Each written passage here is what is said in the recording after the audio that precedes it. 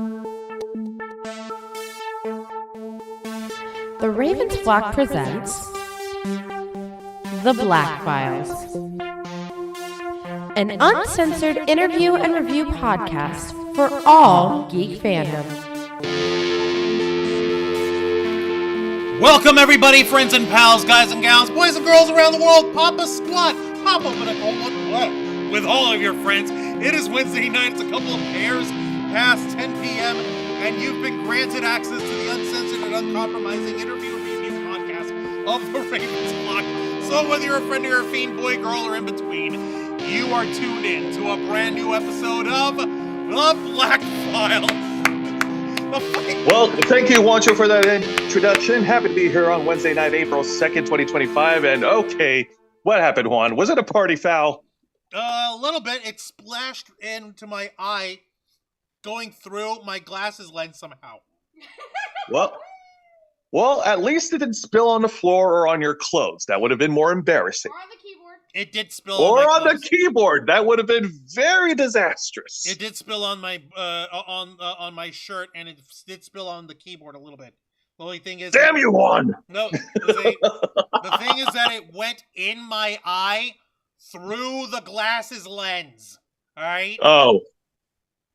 Well, gee. Well, then it's your glasses' fault. You can't come up with any pithy quip out of that one. There's no quipping. You can't quip it. All right. So quit quipping.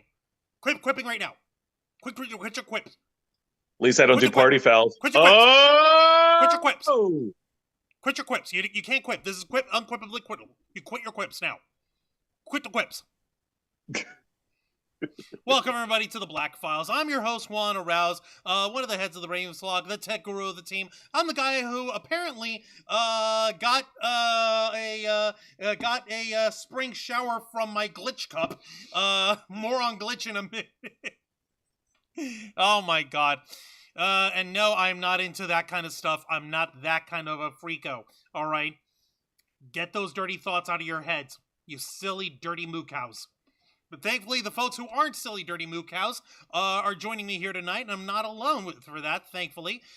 First off, let's go ahead and say hello to the lovely ladies of the Ravens Flock themselves, our own personal Starlight Roads, cosplayers extraordinaire. Give it up for Zayana Rose and Dragon Fang Cosplay! Yeah, today's a bit tiring, so... I had a morning. Yay. I've hated every moment of it. I don't blame you. I don't blame you at all. Not in any way, shape, And then or I took a form. nap. Oh, by the way, did the doggies like their burgers? Oh my gosh, Yes. they devoured them. They became piranhas. They didn't even chew. They just swallowed. Oh They my just god. swallowed the Yay! steaks. We had to cut them into 8 little pieces, but they still just go gulp and then went for the next one. Didn't even bother chewing. They were so I know. They're special.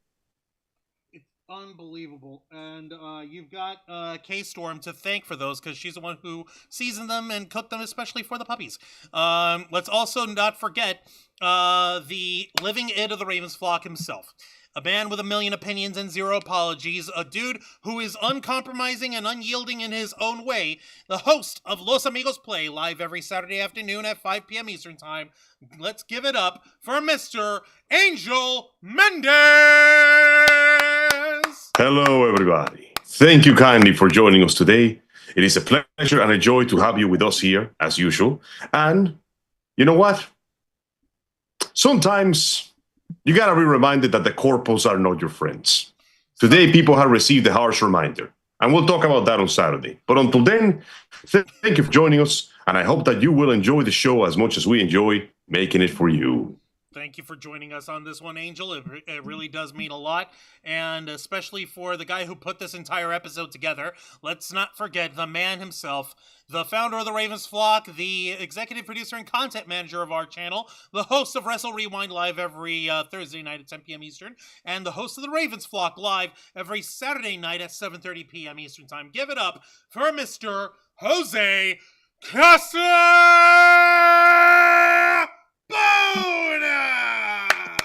Thank you very much for that warm introduction, Wancho. Happy to be here with all my friends and happy to be here with all our viewers watching at home. And today was quite the scorcher here in Tampa, Florida. It looks summer came by early. Gee, thanks, forces of nature. We appreciate the 2 weeks of spring weather that you gave us. Thank you for reminding us that we live in Florida. When did that second week happen? Wait, you got spring? We got We spring. didn't get Where did it happen? spring. Let's be real. It's We had summer. 2 weeks. We had 2 weeks of spring. No, we didn't. No, That's no, a no. lie. No, it didn't. No, we didn't. That was pre-summer. Lies. That was pre-summer. pre-summer, Jose. Listen, don't you remember? There's only 2 sets of weather in Florida: hot and wet. And everything we experience is some permutation of the two all year round. There is no spring down here. Spring doesn't Okay, exist. well, in you know Florida. what? That's not always the case. It's Angel, summer. back me up. It's always summer. Let's be real. Angel, back me up on this. Angel? I think Angel has died. I think he kind of bailed on you there, Jose. Oh, man. Is he having signal issues again? Jesus, Maybe. man. No, Angel did Boy. actually drop from the Zoom chat, but without meaning to. But he'll be Whoops. back on in a minute. I blame his cat. Internet went down. I Internet knew went it. down. All right. We'll join the Ah! reset. Yep. That would do it. Jesus. I'll still All blame right. his cat. Angel can't handle Yeah, his pussy. blame his cat. Yep. Yeah. Ha. All right. Well, you know what? Let's just go ahead and move on. Let me go ahead and take care of the housekeeping while you keep yourself from spilling any more drinks. Quit quipping. All right, folks, like all our other shows on this channel, we are simulcasting on YouTube and Kick. So hit the subscribe or the follow button on the bottom right corner of your screen. Click the bell icon to enable notifications. Leave your questions and comments below. We'll answer as many as we can. And if you wish to go above and beyond to support the Ravens flock, then you can become an inner flocker. And for $4.99 a month, you'll have access to all the perks that comes with our membership. Juan, tell them. Well, for all the inner flockers we've got in our chat, and I know we have plenty, go ahead and show off those lovely membership badges and custom emojis. There's Angel. Welcome back, buddy. We saw that you just got buckled off the internet. We're blaming your cat. Sorry about that. I'm going to have to reset my modem. I'll join you in just a minute. It's all right. You As go long ahead and as do you're that, able dude. to- Don't worry about it. Thank you. As long as Third you're AI angel not person. dying, then I guess that's all right.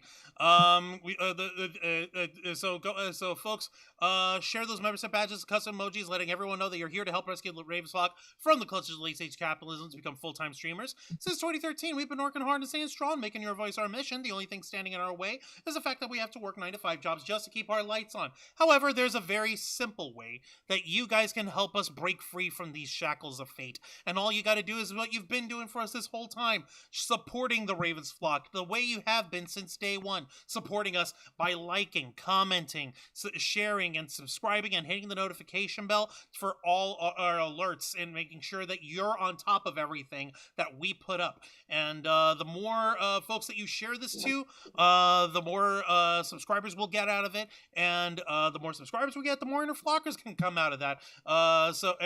Before you know it, we'll be completely financially self-sustaining, and we'll finally be able to do what we love for a living, which is sharing the good word of nerd and geek culture to all of you, proselytizing our psychotic our psychotic little culture, our psychotic little world of cosplay, of video games, of anime, of pro wrestling, of movies, TV shows, freaking Music. What? You know, sometimes we bring up music. The last time we brought up music was over 2 years ago. I know we need to do it more often, but continue. Yeah, well, if there's anything interesting that's gigantic happening in music, I'll be happy to bring it up. But the more that happens, we'll finally be able to do what we love for a living. So with your help, we can and will succeed. You also get access to members first and members only content, a special discount to our merch store, link in the description below, and you get access to all of us, the Ravens flock, your favorite motley crew of nerds, here to make your voice our mission by providing us with thoughts, your feedback, and your ideas to better shape the future of this channel to suit your tastes and needs. Hey, up in the chat, I see we have Nikki Bella, we have Lisa Boo, we have Ben Cruz, we have Sarah Serenity Magical Cosplay, we have Vice-Editor Macrocephalus, and I did mention Ben Cruz here. Yeah, we've got a whole a whole gaggle of geeks joining us here, and we appreciate that. Ben Cruz, so I was a fan of Rooster Teeth since the Achievement Hunter days, and I went to RTX 2018. That was my favorite con experience ever. More so that I didn't bring my camera, and I was just there as a fan. Yay, that's always fun. Let's see. Five Center was saying, I feel like it's been awesome winter and spring. Well, yeah, but the spring is gone. And Lisa Boo, you want the snow from here? Yes, send us snow. I've been cheated out of snow for too long. It's time I get some. And Sarah Serendi saying, I'm working 2 jobs now, and it's not enough. I need people to buy my prints, please. Folks, if you know Sarah Serendi Magical Cosplay, do yourselves a favor. Look her up on social media. Go find her. Reach out to her. And buy her stuff from her. All right? She's a sweetheart, and she really could use the money. Something. I actually want to bring up something in terms of that. Like, I just can't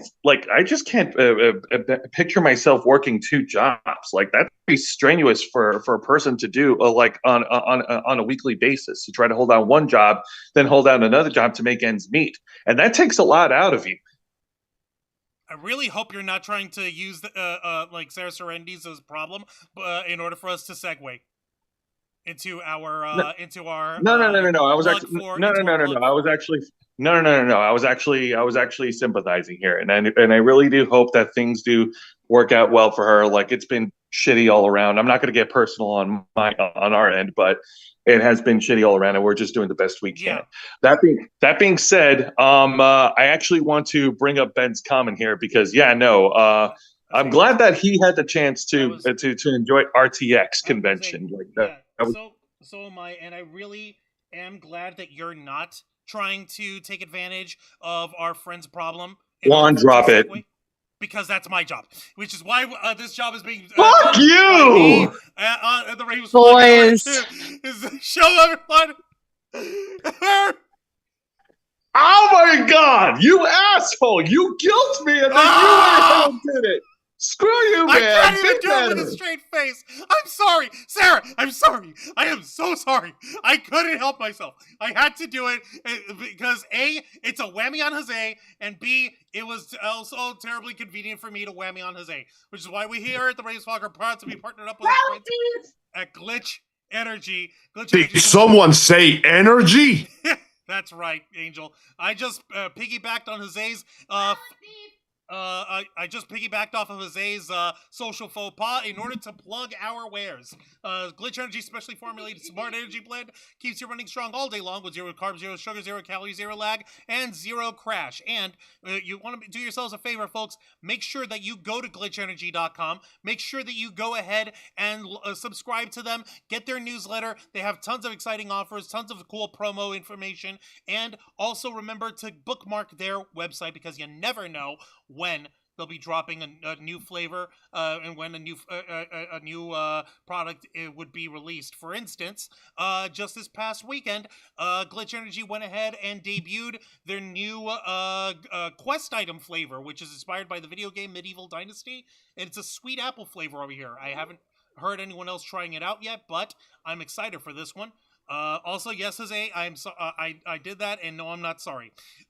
Fuck you. And they also still have the other new flavor that's available on their website called Level Up Lemonade, which is inspired by the Level Up Arena, one of the popular video gaming arenas and venues in the United States. And this one's located in Kansas City, Missouri. That's right.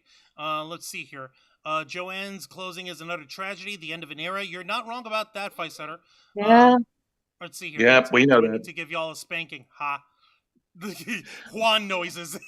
Thank you for that, Fight Setter. What are my noises? Yes, Level Up Lemonade is a pink lemonade flavor, folks. So they have 2 new flavors that are available right now. One of them is Level Up Lemonade, and the other one is the quest item. Which is sweet apple flavored. Instead of sour apples, we've had plenty of sour. It's time to sweeten things up. We could all use a little bit of sweet in our lives. I concur. And of course, if you go onto the website, glitchenergy.com, and use our promo code FLOCKFUEL, you will receive a 20% discount on your order. So don't delay. Start off the month of April awesome by going to glitchenergy.com, using our promo code. Get your hands on some medieval flavors of sweet apple, of the sweet apple flavor. And also level up if you must. But start your month off with Glitch Energy. I want to thank Glitch Energy once again for partnering with the Ravens flock. All right, so yeah, God. Hey, folks, flockers, my fellow friends, family. Yeah? Yeah? You ever wonder why we're here? Like, what do you mean? You mean like existing? Yeah, what are we doing here? Well, I Existing. mean, you know, we're doing a podcast, obviously, you know. I mean, that's why we're here. But why are we here, like doing this podcast instead of like, you know, doing literally anything? Ha ha. Thank you, K-Star, for that laughter. Hey, Miss Camera Shy, would you like to jump in? I just got squished. Sounds like a skill issue. We got something for that in the bag. Oh my God. Hang on a minute, folks. Literally got me squished by my own platinum. Okay. All right. Skill issue. It's over here. Hang on. Hey, lo and behold, Right. First try. Let's try that again. Here you go. All right, Angel, thank you for joining us. We're actually about to get started. We're done with our ad, we're done with our plugs and everything. I apologize. The internet genuinely picked the worst possible time to start crapping itself, but it looks like it's working properly now. Knocking on wood, hoping for the best. Yeah, bro, knock on that wood over there. Yeah, it was just doing that stupid thing with the DNS server couldn't reach the cable for some stupid reason. Whatever, who cares? It's fine. It works. Let's. Well, yeah, we're back in action, and thank you for getting back over here, Angel. All right, if you guys don't know the gag, yeah, we're going ahead and we're talking about the entire timeline of Rooster Teeth, with its over 20 years of creating entertainment, either through their content or through the Schadenfreude and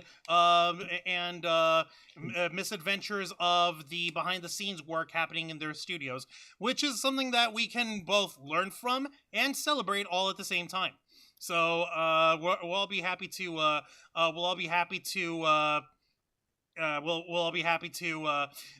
go ahead and drive this home. Really, this entire episode was Jose's idea. He wanted us to go ahead and try and do this, especially for it's only because of happenstance, because April 1st, 2003 was when Rooster Teeth made their debut throughout for all the world to see. And if I'm not mistaken, thanks to this handy-dandy timeline you made for us, Jose, it was the founding of the Rooster Teeth Company and the debut of their flagship program, Machinima cartoon, a video gaming comedy known simply back then as Red vs. Blue.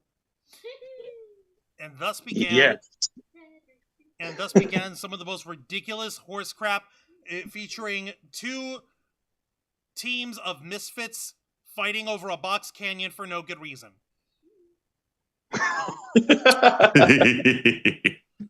Oh man, it was awesome to watch. I remember back in the 2000s when I was still in high school.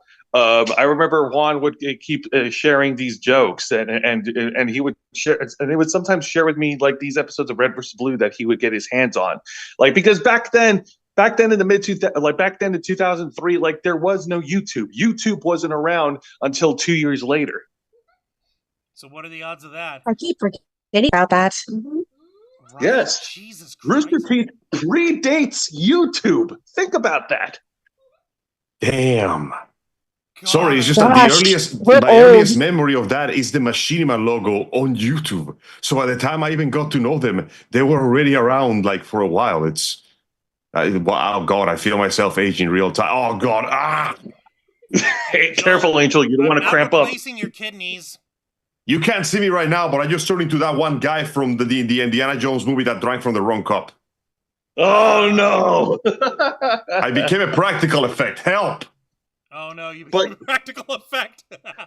Gross. But yes, Rooster Teeth. I mean, Red versus Blue is the flagship machinima produced episodic series created by five five brilliant minds that are behind it.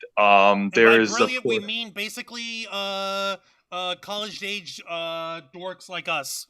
Except it was a new time. It was a bit of a trailblazer habit that they kicked out during that time, you know? Yeah, it was. It was founded and created by Gus Sorello, Jeff Ramsey, Gus Sorella, Jeff Ramsey, Matt Hullum, Joel Heyman, and of course the number one head honcho, the founder, Michael Justin Burns, aka Bernie Burns. Let's not forget the first lady of Rooster Teeth herself, Kathleen Zulch, someone who I'm finding conspicuously missing in everything involving this timeline, everything involving the creation and production of Red vs. Blue. I wonder what the fuck that's all about. I have no idea. Perhaps she herself didn't want a big role in the production. She just wanted to basically be on the credits. She's the voice of Tex. Huh. Kind of strange. Well, then again, what else did she do aside from Voice in Text? If I remember correctly, back in the early days, Kathleen Zulch was also part of helping organize the online community. That's just from my old experience of having been in the actual Red vs. Blue website. To this fucking day, I am proud and happy that I could gloat to the end until they actually shut down the Rooster Teeth website that I had like grandfathered in unlimited fucking access to all their shit. Even after they went in with their little fucking with the paywalls and the subscriptions and all that stuff, I was grandfathered in because I was one of the OGs. Oh, we're gonna get to all that, the subscription stuff, a little later. But yeah. Oh, wait, there were subscriptions? What? We're gonna get to it later. It's a little early right now, but we're gonna get to it later. It's really not a little early, but Jose, like, listen, the way we're gonna do this, I know you like cutting to a specific thing, and I understand that you want to be organized, but we're gonna free flow. All right, we're gonna chill, we're gonna relax, and you know why?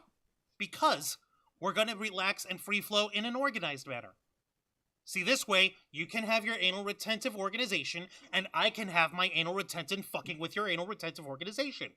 Have you considered, though, that we are on the clock? All right, just keep going on, Jesus. Happily. Okay, so, yeah, wait, hold on. My glitch flavor is whatever ambergris tastes like. What the hell? Sophie Sutter, that is so ambergris. Weird. And Haley Ray Stout, thank you for that. Thank you for joining us. So his flavor tastes like fancy perfume? No. The fancy perfume stuff is what the ambergris is suspended in. The ambergris is the oil itself, upon which is rendered out from the whale fat and everything. Yeah, if you knew anything about whaling from back in the mid to late 1800s, you'd understand. But I wouldn't expect you to understand those things. Split my lungs with fury and thunder. Not everything can be learned from Hemingway. The white whale! God damn it. Oh, my lord. All right, so yeah, Red vs. Blue was for its time, a revolutionary and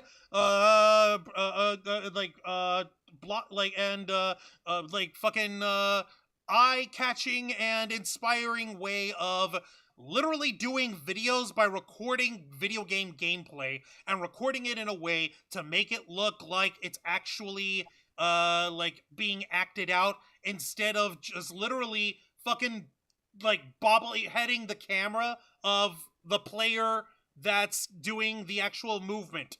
It's so weird because like the way you could tell back then was because it was all made using the in-game gameplay system for Halo off of the OG Xbox, and the way they ran it is they would literally just have one extra character, and that would be your camera, quote unquote. And they would move him around and move it around in order to freaking make it move.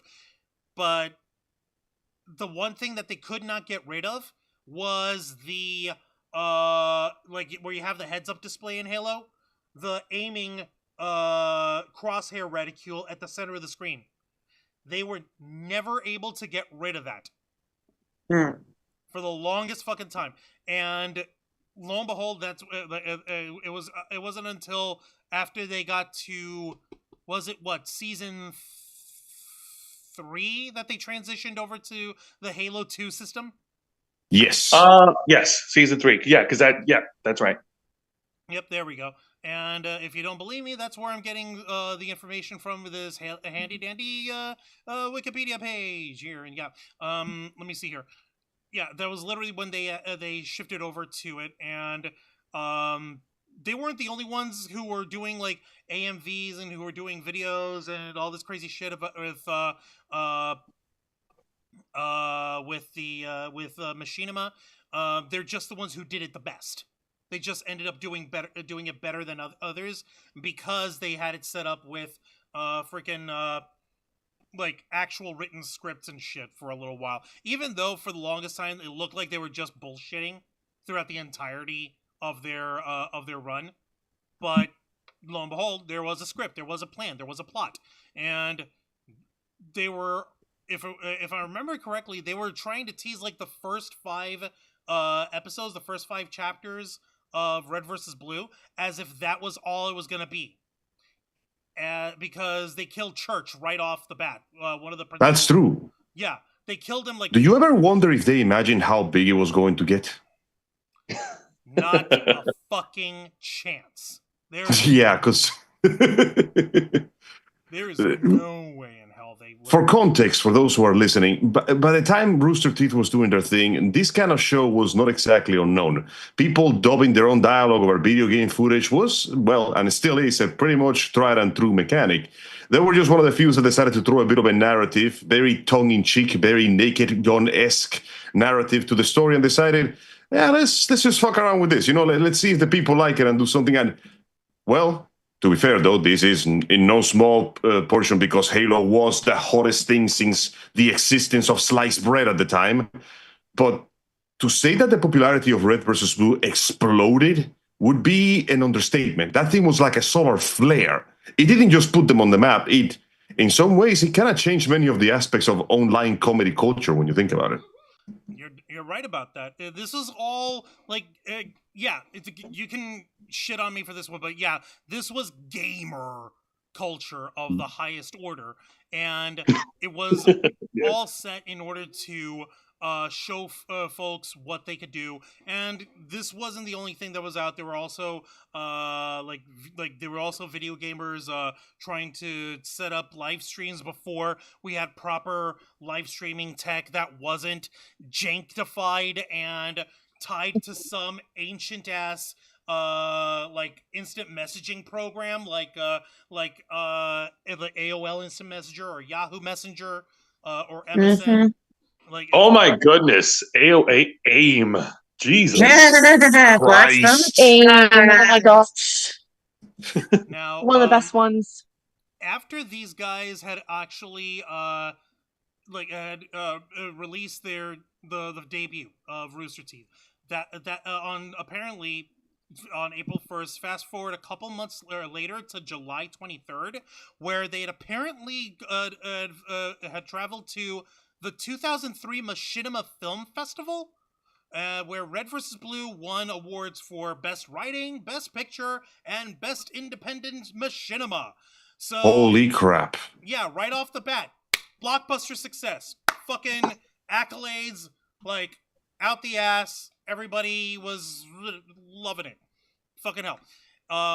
Now, they decided to try and expand their repertoire of content. Even back then, like Rooster Teeth has been trying to create different programs and other different stories and other different shows with other Machinima style productions. Let's just say the effort was certainly made. I will say that right now.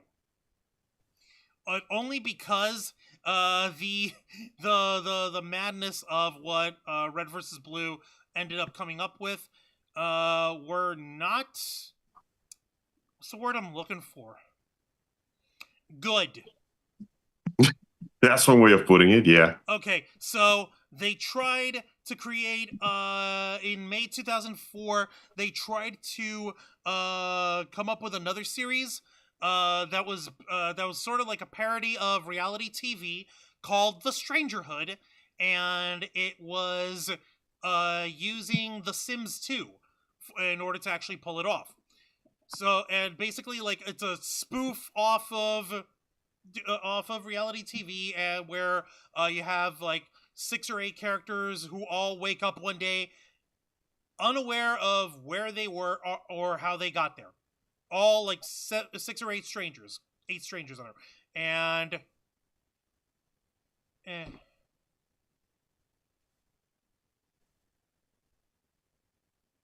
Yeah. Hello? What? Hello? Hello? I'm sorry, I'm trying to drag myself away from the black hole of failure that was the Strangerhood.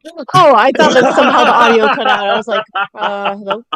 He reached the zenith point of what just happened here and why did we do this?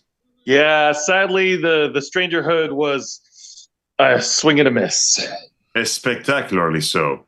But hey, man, you can't land them all. The Sims were certainly popular. Were just not as popular as Halo, and people were really fixated on Halo. It was like the Sailor Moon issue or the Naruto problem that when you make a big fancy manga with a big important title, people don't care too much about everything else you make, or like it's an absolute banger. It's like people are here for the wrestling, Yeah. Which is something that I try like crazy to get people to like understand. Like, we've got, like, at least here at the Ravensflock, we have a variety of different programs because the world of geek culture, nerd culture, pop culture isn't just one thing. All right?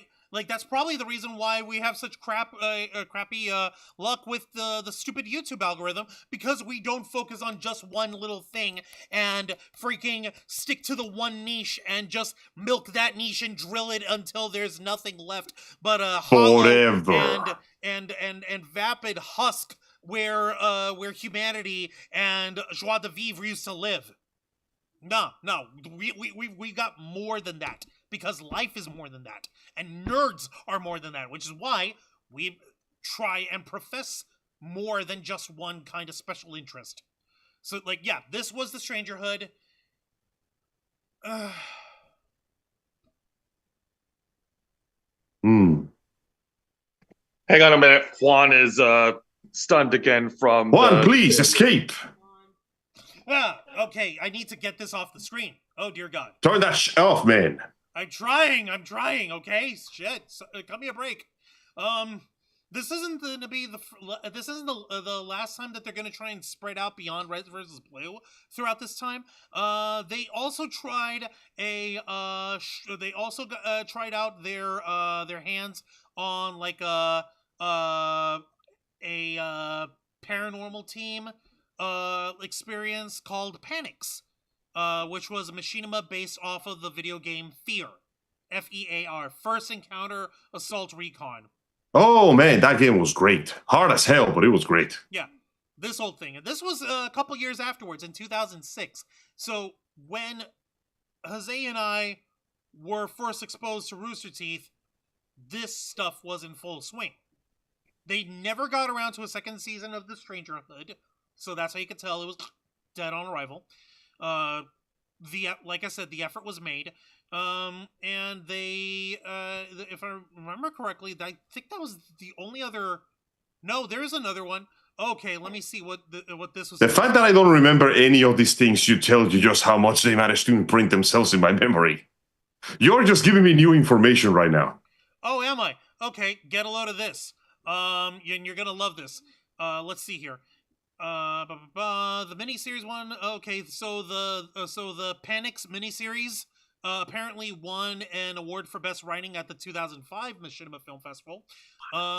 And also 2006 they had another miniseries, a 4-episode series based on the video game Shadowrun called 1-800 Magic. Man, they were just pumping out content non-stop during those days, were they? That's how they did their best to try to stay relevant, to show that they had range and to show that they had artistic vivre and additional jeune. And I'm throwing more French words than I actually care to learn about. But that's not the important Je ne sais quoi, crème la spoon. Exactly, but that's not the important part. What's important is that they did this shit to test themselves. They did this shit in order to push the boundaries of what they were known for, so that folks can, like, you don't want to be stuck doing the same gimmick over and over. If you're a one-trick pony, then they'll put you out to pasture and shoot your and turn you into glue in 5 seconds flat. That's showbiz for you. But enough of that misambled and meandering analog that I'm bringing up over here. What matters is that these guys do their best to try and keep themselves creatively fresh and try different things. And the fact that you've got that going on, that sort of creativity, or at the very least the willingness to try, the willingness to spread out and stick your fingers in different types of animation or entertainment or whatever, just shows that these guys have the drive, they have the desire, if not always necessarily the technical know-how. So, like, points to them for that. I know folks like to poop about the later Ruby seasons, and we'll get to that in terms of like piss poor writing or writing that falls apart on itself. Trust me when I say that's been something that the guys at Rooster Teeth have been building on since then. So it's nothing new. It's just a long tradition of fuck-ups. And how does one get up from those fuck-ups? Just by dusting yourself off and continuing onward again. All right, yeah, and like I mentioned over here, these guys predated YouTube. So in February 14th, 2005 is when YouTube actually debuted. And it was also a couple years later when a future contributor to Rooster Teeth would also be making his, would be making his presence known in the online animation and machinima world. This would be during January and October 2007, when a young gentleman by the name of Monty Oum released 2 animated videos. One of which was was something called Haloid, and he released it on Game Trailers, which means it was literally like his earliest animation attempts, part Halo, part Metroid, all Monty. And we all know we like our full Monty. Of course we do. Giggity. All right, so where do we go from there? Okay, tra-la-la-la-la. All right, and so for the first 5 years, the first 5 seasons of Red vs. Blue, all was well.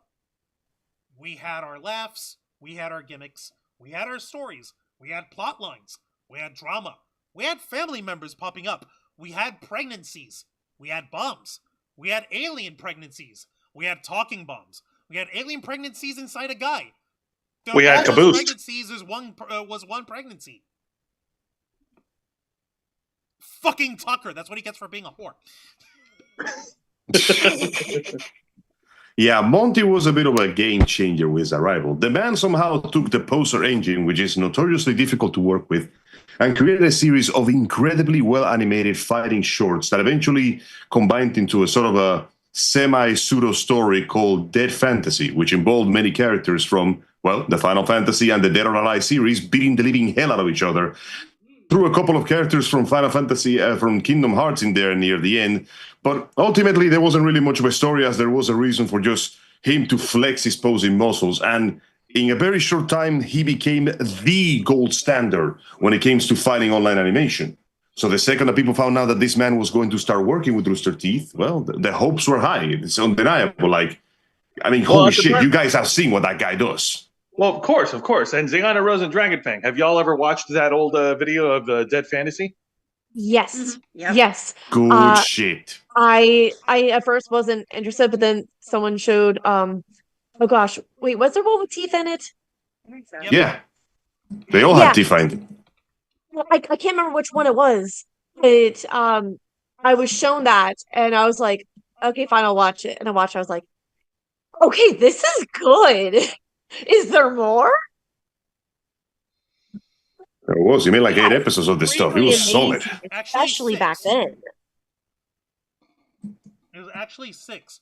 And while I cannot actually play the videos, I will show you guys what it would look like. All you have to do is type in Dead Fantasy in your YouTube search bar. This is the thing. The first stop that you'd find over here. Dead Fantasy Full HD, all part 1, 2, 3, 4, 5, 6. Remember back in the day, in the halcyon days of YouTube, where you had to break up high definition videos into multiple parts because there was an upload limit of how long your videos could be back then? Yeah. Oh, Yes, I do. I do remember watching the entire Bleach, Naruto, and One Piece series in 1, 2, and 3 parts. You see what I mean?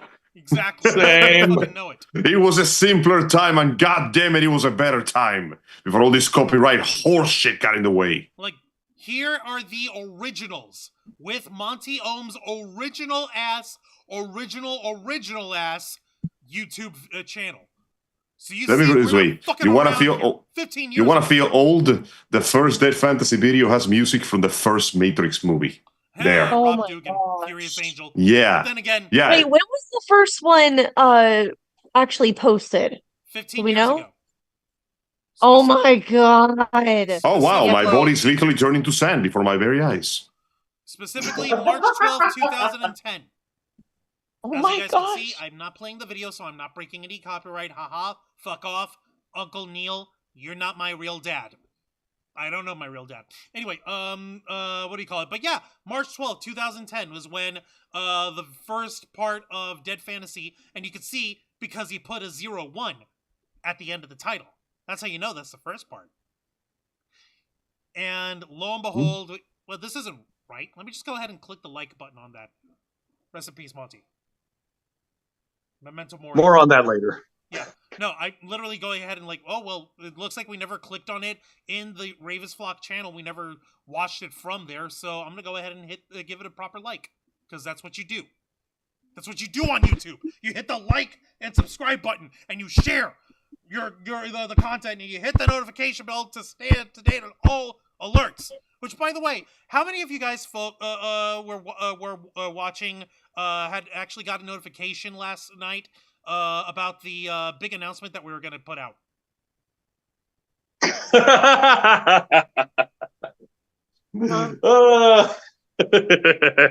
Did you like our announcement? April Fools. One right. day. Let's go ahead and day. continue. Okay. Watcho, please continue. All right, so yeah, we're laying the limelight over here. We're laying down the what do you call it? We're laying down the groundworks of what we all have come to associate with Red versus Blue and with Rooster Teeth and Monty Oum. And jeez, I get it, Sarah Serendi. You have a hate boner for Kyrie from Kingdom Hearts. I get it. You want her dead. I understand. But Kyrie doesn't even show. Does she even show up in those videos? Apparently, yes. Wait, I think it's the last one where Namine shows up and she has like Gundam funnels for some reason. I don't know what the fuck was going on near the end. I don't think Monty knew either. I'm pretty sure Monty had discovered psychedelics for the first time in his life at that point and probably got a little crazy. Not sure. Let me see. I remember there was a character holding Aerith's materia, says Haley Ray Stout. Who was that, though? Was it Tifa? Was it Kyrie? Was it, what's her face? Not Riku from Final Fantasy X. No, he doesn't show Yuna. up there. Was it Yuna, maybe? Wait, which one are you talking about? You said the word materia. I didn't hear that part. What do you say? Oh, Aerith's materia. Someone was holding Aerith's materia in the Dead Fantasy video. Okay, I don't remember that. All I remember is that there was a point where Tifa was fighting Kasumi, and she went blind, so she started using drunken boxing, and she literally beat the materia out of Tifa's body. It was fucking sick. I remember that one. That shit was metal as fuck. I remember that. Sarah Serendi saying that she thinks it might be Riona. Well, the only way to know for sure is for you guys to go and look it up yourselves and watch the original Dead Fantasy videos that Monty Oum published. Do it for him. Do it because I'm making you. Do it because I'm guilting you into doing it. Do it now. Guilt! Anyway, okay, you can tell how earnest I am about trying to guilt trip anyone. I'm not trying to guilt trip anyone, not seriously. So the first 5 seasons of Red vs. Blue were in the books. The Blood Gulch, the Blood Gulch Chronicles had come to an end, and one chapter of Red vs. Blue ended, and a new chapter began. And that's when, if I'm not mistaken, they started in May 26, 2008, when they debuted Red vs. Blue Season 6, what they called Reconstruction. And if I'm not mistaken, that was not only the first time they went to more serious storytelling, but also at the same time is when they shifted from the Halo 2 system over to Halo 3. There was a noticeable bump in the graphic quality at that point in the videos, I noticed. That is correct. It was beautiful, and I loved it so much. It was basically another freelancer, Agent Washington, Wash for short, who was tasked with putting together the crew from Blood Gulch, the Reds and the Blues, because they'd basically been decommissioned and spread out, and basically tucked away in their own little make-believe fucking bases where they didn't have to do anything and no one had to ask them about anything ever. So we only had to engage in shenanigans. Like, not even. They didn't even need to do that. The first person they looked for was Caboose, and they went looking for Church afterwards. And if you recall, what was it? Fucking what's his face? When Church was actually popping up from his hiding hole or wherever they had him stashed away, he was shooting at Wash and at Caboose with a sniper rifle. But if anyone knows Red vs. Blue, you know for a fact one of the gags is the fact that Church can't aim for shit with the sniper rifle. So yeah. While he's shooting at Caboose, who's trying to call for him, who thinks that Church is his bestest friend in the whole world, he's literally like being shot at and not flinching, like, Church, it's me, your best friend in the whole world. Fuck, I missed him. I missed you too, buddy. Oh my lord! Good times. It even showed that like one of my other favorite bits was Wash afterwards actually smacking down Church and asking like, okay, wait a minute, you've been sitting here for reinforcements on your own? How long have you been here? What day is it today? It's a Thursday. I've been here for 18 months.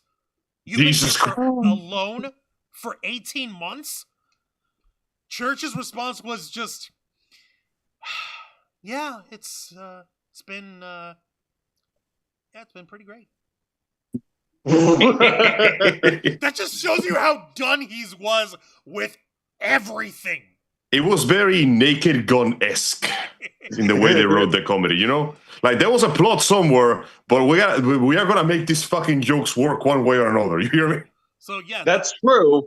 That's true. But however, around this time period with the Reconstruction arc, they were leaning a little bit more story heavy with their narration, and the fans weren't turned off by it, but like not everybody was on board with it. You know, like with the sudden change in the story direction. If I recall, this was also around the time we introduced like an actual main antagonist. At first, it was a mysterious, super bulky, badass soldier man called the Meta or something. I forgot his name. He was basically some weird artificial intelligence conglomeration that was damn sure that they had to die. And then, as the season went on, we found out that the creature, the thing, was controlled by. Yeah, thank you. It was controlled by a higher power. The most dangerous thing you can imagine in this world: executives. Not just any executives. These were the executives of Project Freelancer, and this were the people who were responsible for the freelancers like Tex, like Wash, and it goes to show you that there's plenty more than meets the eye with these crazy kooky shenanigans. And it got deep, it got dramatic, and this was the big shocker, the big twist that we all were wondering what the fuck was happening with it. At the end of the Reconstruction season, season 6 and 7 or whatever, where each episode was a it was like an admiral from the UNSC talking to the director of Project Freelancer, and the big twist, the big reveal was right at the end of the season where the UNSC, like the legit army from Halo, came to arrest the head of Project Freelancer, and he basically signed the last correspondence just as he was going to surrender himself into custody, and and he signs it, former director of Project Freelancer, Dr. Leonard Church. Oh shit! Dun dun dun. So Yeah, turns out that the meta was not the only artificial intelligence bouncing around. It caused quite a bit of a stir among the fandom, if I recall. Yep, exactly. It was like a big fucking to-do, because part of the comedy of Red vs. Blue, like I said, Church, whose full name was Private Leonard Church, he kept calling himself a captain, but he wasn't a captain. He was a private with a dead captain. Survival of the fittest, Leonard. And with him dying in the first 5 episodes of the series, he came back as a ghost, and he possessed people's bodies, and he would possess folks for a moment until they built him a robot replica body of him for him to take possession of. And the same thing happened with Tex, and the implications on this were staggering and big and crazy. Like, wait, what? And so, if you don't understand it, putting it simply, Dr. Leonard Church was trying to get Project Freelancer off the ground, and he requisitioned a buttload of different AIs like Cortana to use for his project. Problem was, the UNSC would only give him one AI to work with. And this one was called Alpha, and this AI just so happened to have been based off of the cloned brain of Dr. Leonard Church himself. And so Dr. Church got creative in the most fucked up way possible. What do you do when you need more than one AI, but you only have one AI? Well, there's this handy little feature on your mouse that if you right-click something, you can copy it. Mm-hmm. Hey, wait a minute. Copy paste? Well, it's a little bit more involving than that. It's less so much copy and paste and more isolate and traumatize the ever-living fuck out of the AI, giving it actual brain damage trauma, causing it to go into early rampancy, and then siphoning off each part of the rampant AI as that you're torturing out and splitting it into individual AI personalities and building the constructs out of those pieces. Jesus! Fun fact, you just described the plot twist of Pluto. I'm not exaggerating. You just described how in Pluto, the guy who created Astro Boy in that continuity created the perfect AI by basically traumatizing a brain artificially into splitting into countless split personalities and then having them fight to see which one comes out on top. So it's official. Pluto ripped off Red vs. Blue. Okay, good chat. Perfect. No, like, all right, now, while this was a very important and impressive development, it was also accompanied by the fact that as the series kept mounting on the seasons 7, 8, 9, what did they stop? 13? I forgot. Dude, stop. When did they stop? How many fucking? Okay, yeah, no, you're right. Actually, when did they stop? Jesus. What? Their last season was called Red vs. Blue 0, which I don't even know when the hell that was because they are so far ahead of past 13 seasons. Yeah, they basically ran into the problem of we created an amazing plot twist, but we don't know how to wrap it up properly. And the story beyond that point, for lack of a better term, it got up its own ass real bad. It got up on its own ass real bad, and that's yeah. Jesus. Oh God, Jesus! Mia, get off the table. Well, man, oh man, oh man. I mean, but bringing it back to 2008, like, yeah, no, the Reconstruction arc, that was quite the mind trip. And like I said, like while it was still enjoyed by a lot of folks who watches Red versus Blue, like not everyone was receptive, of the change into more serious storytelling in Red versus Blue. You know, like because I mean, it's basic human Just nature. want You know, goofy people. hijinks. We don't want a plot with drama. We just want our goofy hijinks. Well, maybe, just maybe, the guys at Red versus Blue, the right guys at Rooster Teeth, wanted to flex their creative muscles. Did you think about Then they that? should have done something No. else. You just thought about yourself. Yes, because I'm the paying customer. Give me what I want. That See, being that's said, the though, thing. There was no you gotta paying understand. back then. It was still free. Then that means you give me what I want for free. You gotta understand. The point is, for the last 8 seasons, the series has been nothing but pure comedic shenanigans. The trip to the sudden seriousness of the plot, while it certainly was working for a change, was genuinely pretty jarring, especially when the episodes began to rely more on the drama and less on the comedy. And when they started to give literally everybody a tragic backstory, it became a little too much. It started to pile up, and unfortunately, as a result, while the animation got better, the story got worse. Oh, that's sad. Yeah. Well, when they shifted over to more serious storytelling around season 6, like this, it was a testament to Bernie Burns' story writing skills. Like he really wanted to actually like up his game, if you will. The thing is, Yeah, no, I mean, I respect him for trying. He just picked like the strangest medium to do it. It's like as you know how I was referring the show with the naked gun? yeah. Yeah. Okay, imagine if a naked gun halfway through the movie became a completely it's perfectly played, straightforward crime drama with barely any comedy whatsoever. Don't tell me that wouldn't make you go, hold on, did I sit on the remote? Did I change the channel?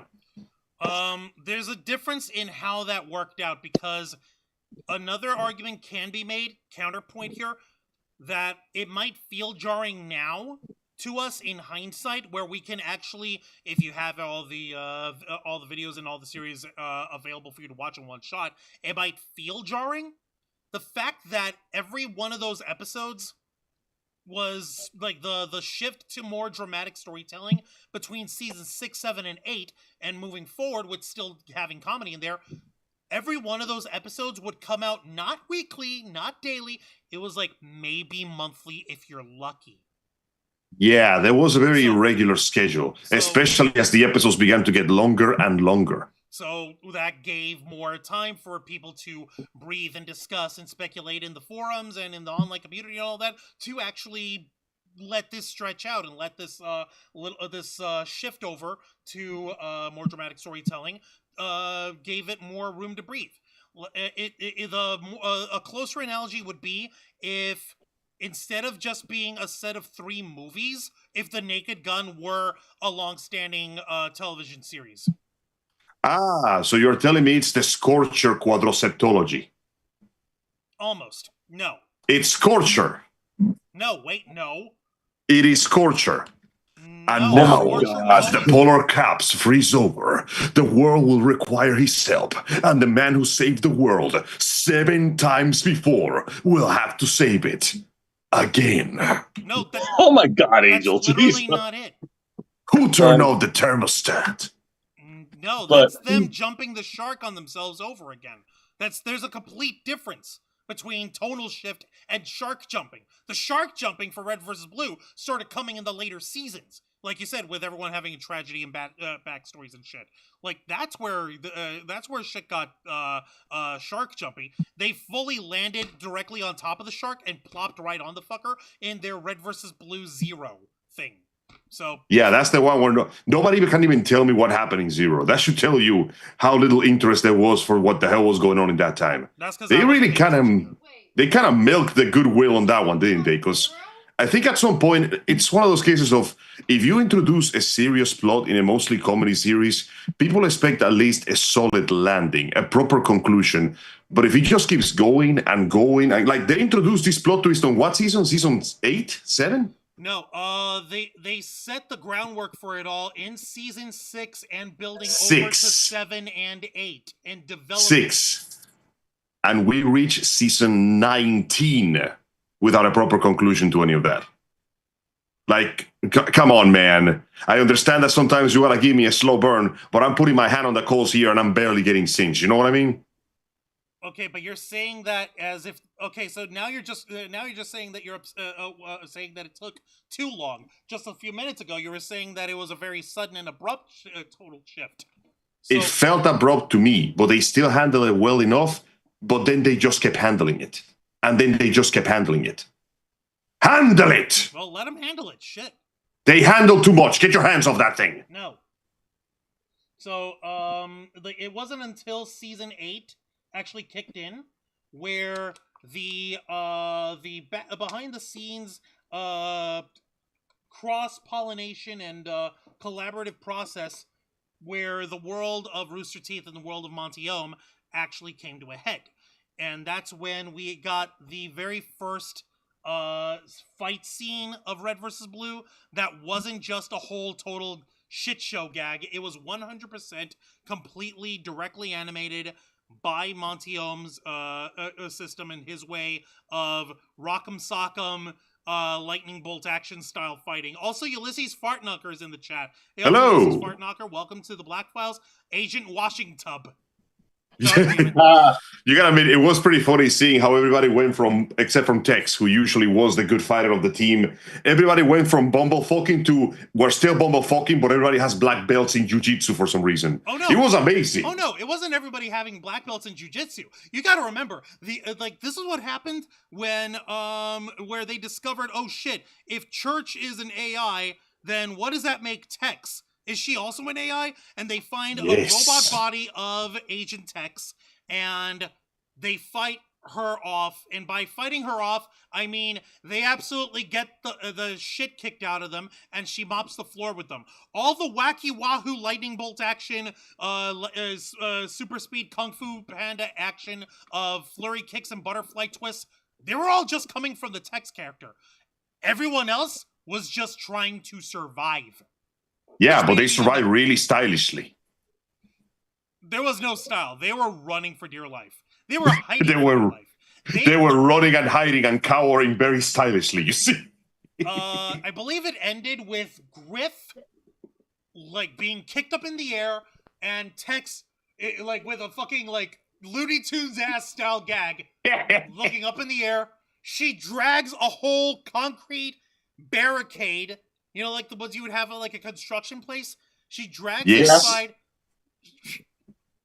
nudges it, and lands straddling on the damn thing. Poor fucking. Ouch! Damn. It was fun. It was fun indeed. It's a good thing that Griff never wanted a family. Also, Griff has family problems. But that's who doesn't in this show? But that's not what's important. What was important is that the episode with the debut of Monty Oum's style of animation was, like I mentioned, in season 8 of the Reconstruction or Reclamation or Revelation, the Re-something saga. Fuck. It's the Revelation arc, season 8. It's a Revelation arc of the Recollection saga. Oh, okay. Yeah. So take that. And that took place in the week of March 26th through the 28th of 2010. Yay! That's right. It was a premiere of of Red vs. Blue season 8 over at PAX East. Yep, and that was how folks lost their fucking minds and their collective shits. Now we'll fast forward over here to 2011, the following year. This is when Rooster Teeth decided to take their digital community and bring it out to the analog world, to bring it forward, and a way to celebrate the fandom that Rooster Teeth has accumulated over the years with the debut of RTX, which took place in Austin, Texas at the Austin Convention Center. Guess how many folks showed up to this wonderful and historical gaming and geek culture convention? Well, I'll take turns at throwing a numbers. You're not allowed to guess. You wrote the fucking I'm not notes. guessing. I'm not guessing. You're not allowed to guess. Shut up. No. All right, fine. All right. So, Zayanna, Dragonfang, what are your guesses? Repeat the question. How many people attended the first RTX? Oh gosh. Okay, what year was this? 2011. 2011. Okay. Okay, can you give me a hint? Was it small or big con?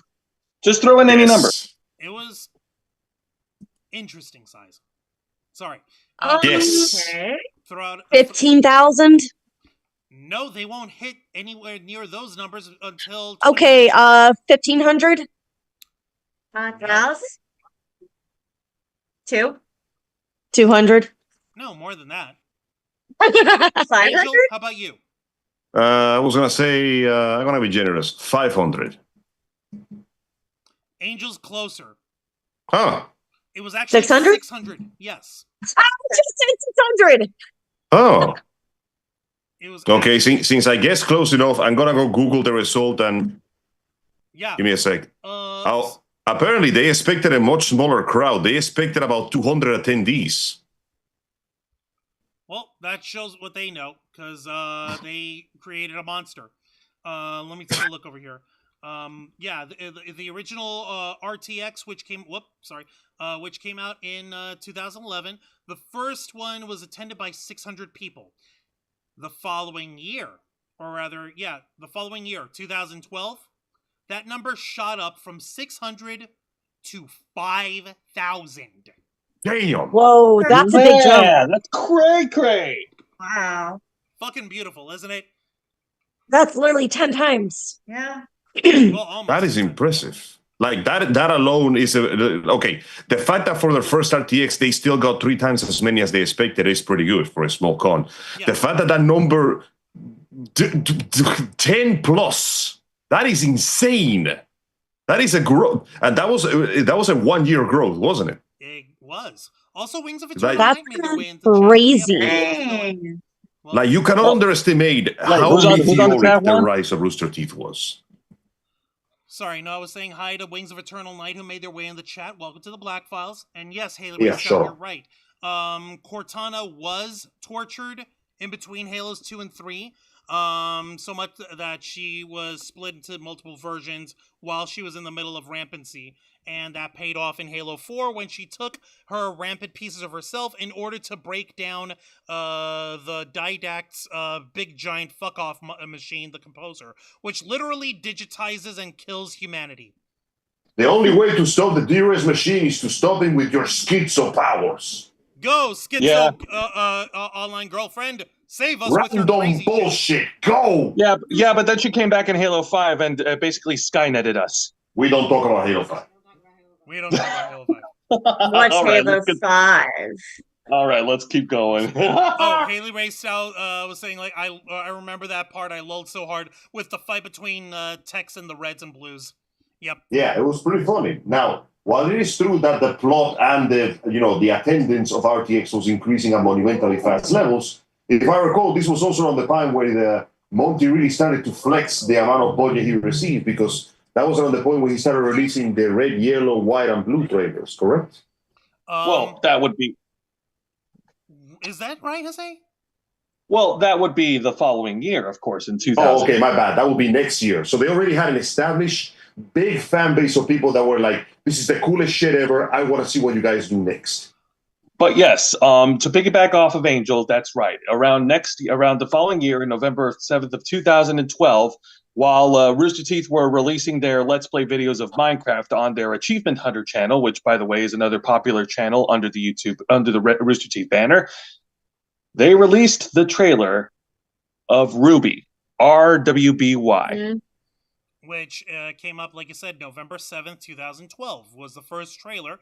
And the following year, on July 18th, 2013, we were properly introduced to 4 badass teenage girls in a fantasy world kicking the crap out of crazy-ass, horrible monster thingies. We don't know what the hell that was. It was a terrifying idea, and we were all we were all confused and perplexed, and some of us even hornified.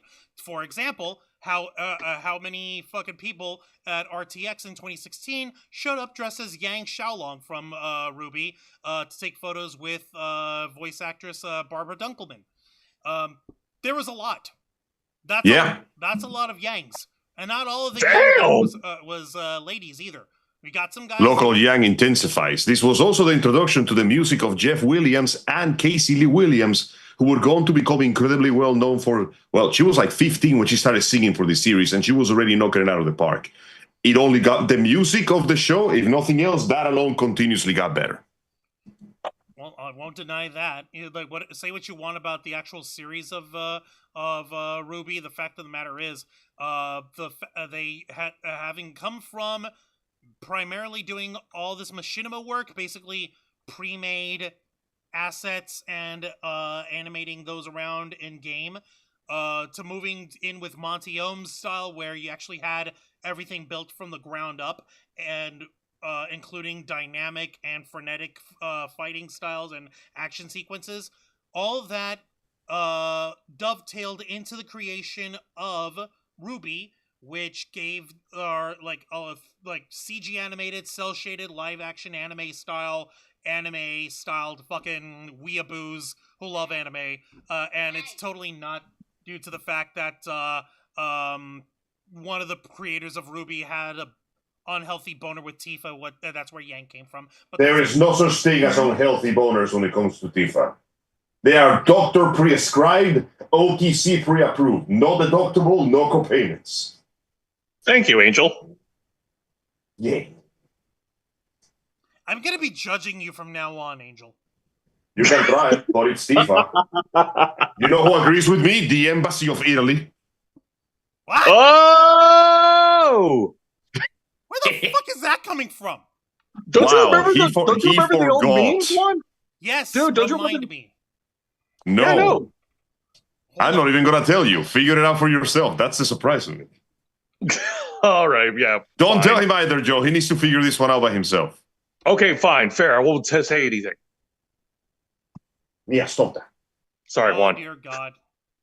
Yeah, stop it. Cut that shit out.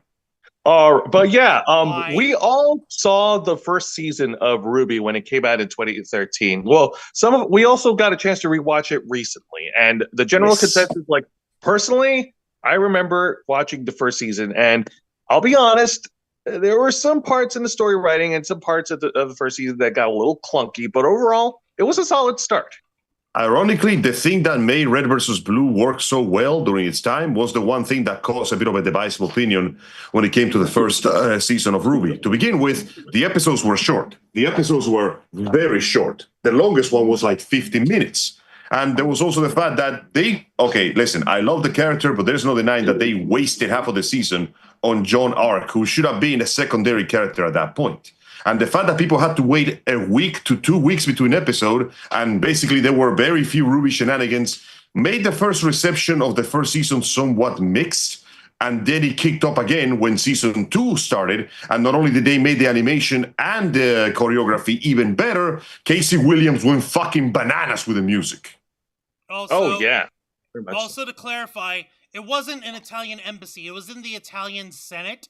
And I hate you, Angel, because I believe we actually discussed this. Yes. Yeah, we did. Thank you for reminding me of that. And Of course. And folks, just to save your brains, TLDR, in 2022, someone in the Italian Senate was doing some sort of PowerPoint presentation, and they ended up putting up the CG animated porno of Tifa. I remember that. Based Oh and my gosh, it politics was all failed. over the news. All right, but Finally, that being- politics I give a shit about. But that That's being how it said, works. season 2 of Ruby is when things started to really pick up, and when we saw some improvements in the animation and in the fight choreography and the story writing. And around And the early video 2014, quality, fuck. that too. Impressive Around as early hell. 2014. Around early 2014, Rooster Teeth was riding high with 2 of their flagship shows.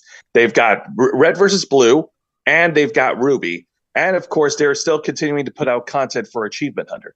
However, they were also on a budget.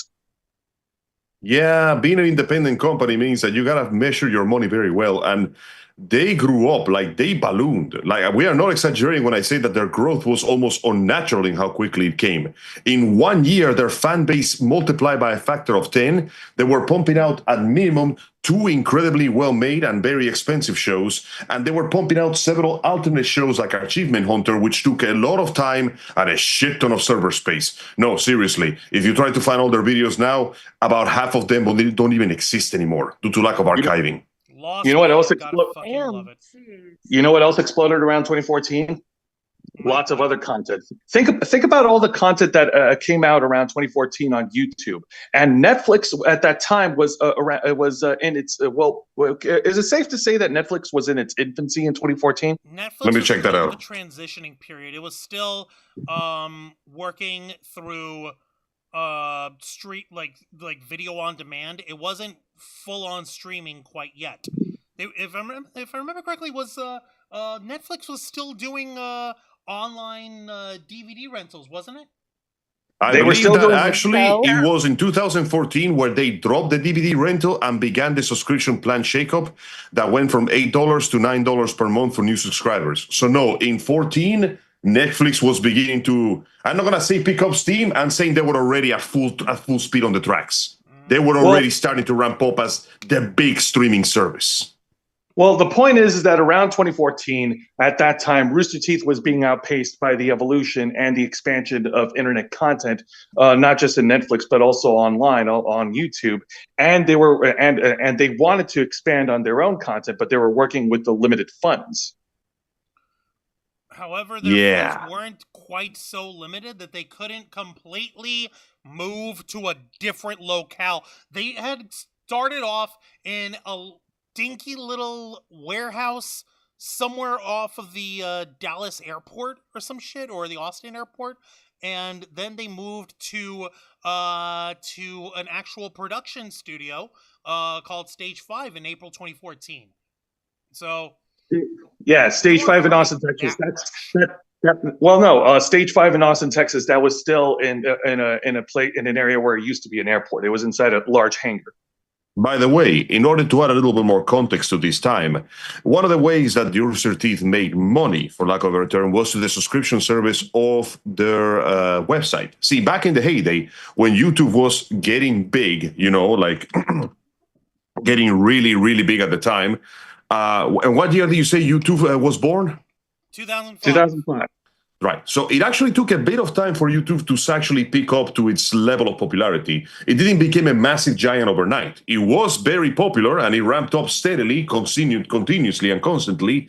But for the first few years, when shows like Rooster Teeth were around, even after they transitioned to YouTube, the majority of them and many reaction channels and, entertainment channels and video game channels had their own websites. Like Super Best Friends Play, Castle Super Beast, Achievement Hunter, all of those shows had their own individual websites where they would put out content and they would gatekeep it behind a paywall to basically, keep the fans coming back for more. And for a while, that was the main source of revenue for Rooster Teeth and many of their websites. It wasn't until after YouTube began to implement the whole revenue system where you could make money based on the amount of views that people began to really switch over to YouTube, and it became the big ocean you want to sail with. So for a while, Rooster Teeth wasn't exactly hurting for money at the time. They weren't exactly billionaires, but their current business model kept them afloat for a while. And when they switched to YouTube, the sheer amount of views that they received ensured that they were riding the gravy train for a while before it started to slow down. Let's just say that. Well, before they switched over to YouTube, another part of their business model is that they set up a donation button. So as part of their Rooster Teeth sponsorship community, so Rooster Teeth, Rooster Teeth sponsors like Juan, who was grandfathered bastard, they can go to the sponsorship and they can donate whatever amount they can to help Rooster Teeth, and the money would help with their productions. One question over here. Minor aside, Sarah Serendi is asking, should she cosplay Ruby or Blake? Ooh, Ruby, because Blake is the worst girl. Jesus, Angel, way to show it. Damn, bro. Wow, Angel. I have yet to be proven wrong. The show itself has proven me right several times. And when inevitably comes back for season 10, it will prove me right again. Sure that's not because, your cat keeps getting into things? Blake's What? cat. Whoa, they're calling you racist, Abel. Excuse me. First off, I am a professional racist. Get it right. And second, unlike Blake, my cat actually listens to me. I don't know. Sometimes he doesn't. He does. Angel, Don't worry. we know The how domestic much abuse trouble is you part of the have job. wrangling pussies. It's okay. It's nothing. It can't be helped. It's in heat. It's unremarkable. The thing is, that's her excuse. What's Blake's Hi, excuse for Grump. being a shitheel? That's right. She doesn't have one. All right, well, we'll get to that. Honest But getting angst, back, I don't know. no, honestly, my opinion, Sarah Serenity should cosplay Ruby Rose. I think. But I'm biased because Ruby is my favorite character out of the four. Let's see. Fair enough. YouTube used to feel cheap and strange. The first few years were weird, says Fight Setter. Yeah, it was. It was so fucking odd. Yeah, they Well, were yeah, kind of getting the hang of it. You slowly see them improve as the time goes on, but the first few seasons of all of their shows were fucking rough.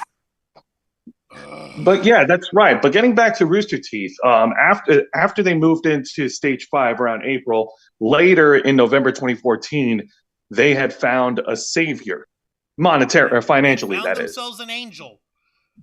They were sold to Full Screen, which, if you don't know who they are, I don't blame you, because Full Screen died its sad and miserable death that it deserved. Full Screen was an entertainment company that originally worked as a multi-channel network on YouTube, and those are bullshit, and I'll tell you why. MCNs basically got a cut of your revenue for next to nothing. Oh, yeah, that's right. They had that weird, fucked up, payment model. Yeah, the model is you work with us, we get money. Okay, what do we get? Exposure. One of those. Yeah, no, it was Well, one of the you have first trailers. guys who went, we pay you in exposure. Yeah. Yeah, and Oh. surprisingly, it was fucking bought out by Otter Media, which was owned by AT&T, back in 2018 for a disgusting $845 million. Dang. Wow. It's because these guys expanded to more than just doing an MCN. They also worked with influencers and with other social media personalities and other kids and other peoples and stuff who were all up in this shit. Point is, it was an amoeba that was absorbing other talents and other people's work, and it made money off of it some fucking how. It was popular. Remember, these guys are built a legacy. Nowadays, some of their content might seem outdated because you've seen it a million times, but for its beginnings, they were trailblazers. They were in that point on the internet where you could just be even mildly funny and you could somehow achieve great success as long as you kept pumping out the content, because people love that shit. Would you like There's to a know- reason college humor lasted that long, you know? Let me put it to you this way. Full Screen had a freaking series called Clickbait. Guess who its host was? Whomst. A young lady by the name of Aaliyah Shalesh. You might know her better as SS Sniper Wolf. Oh, shit. What? Oh, God. So that's how she started. What? Yeah, Mind you, this just was as- back before she got famous enough to reveal her true self. But wow. And after- Yeah, no. They started careers with this stuff, you know? Clearly, which is why Full Screen was a terrible mistake. It should never have been allowed to exist as long as it has. And it should deserve the grisly and miserable death that it got. After Badum-tish. it wasn't a few years later that after that when Otter Media was itself acquired by another, and that would be back in 2021. So from 2018 to 2021, this AT&T owned Otter Media, which owned Rooster Teeth. Remember this chain; it is important. It's disgusting. Yeah. Okay, don't even bother with the chain. The chain's not even that fucking important. It's just gross. Let me see here. Cockbite is Rooster Teeth is relic like game trailers. Screw Attack, Destructoid, and G4.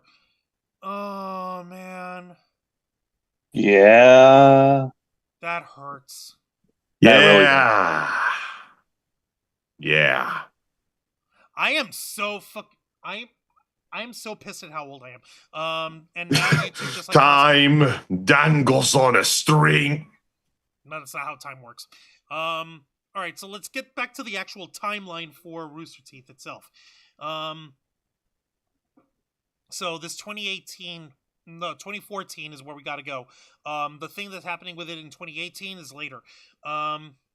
So only a few short months after the acquisition of Fullscreen of acquiring Rooster Teeth, on February 1st, 2015, we lost us an angel. Yeah. That is when Monty Oum, the creator of RWBY, the guy who helped kick up Rooster Red vs. Blue's production value up to the next level, sadly passed away. And he died from the most basic ass and almost embarrassing way that you can actually go out. He passed away due to having an allergic reaction to medication in the middle of a medical procedure.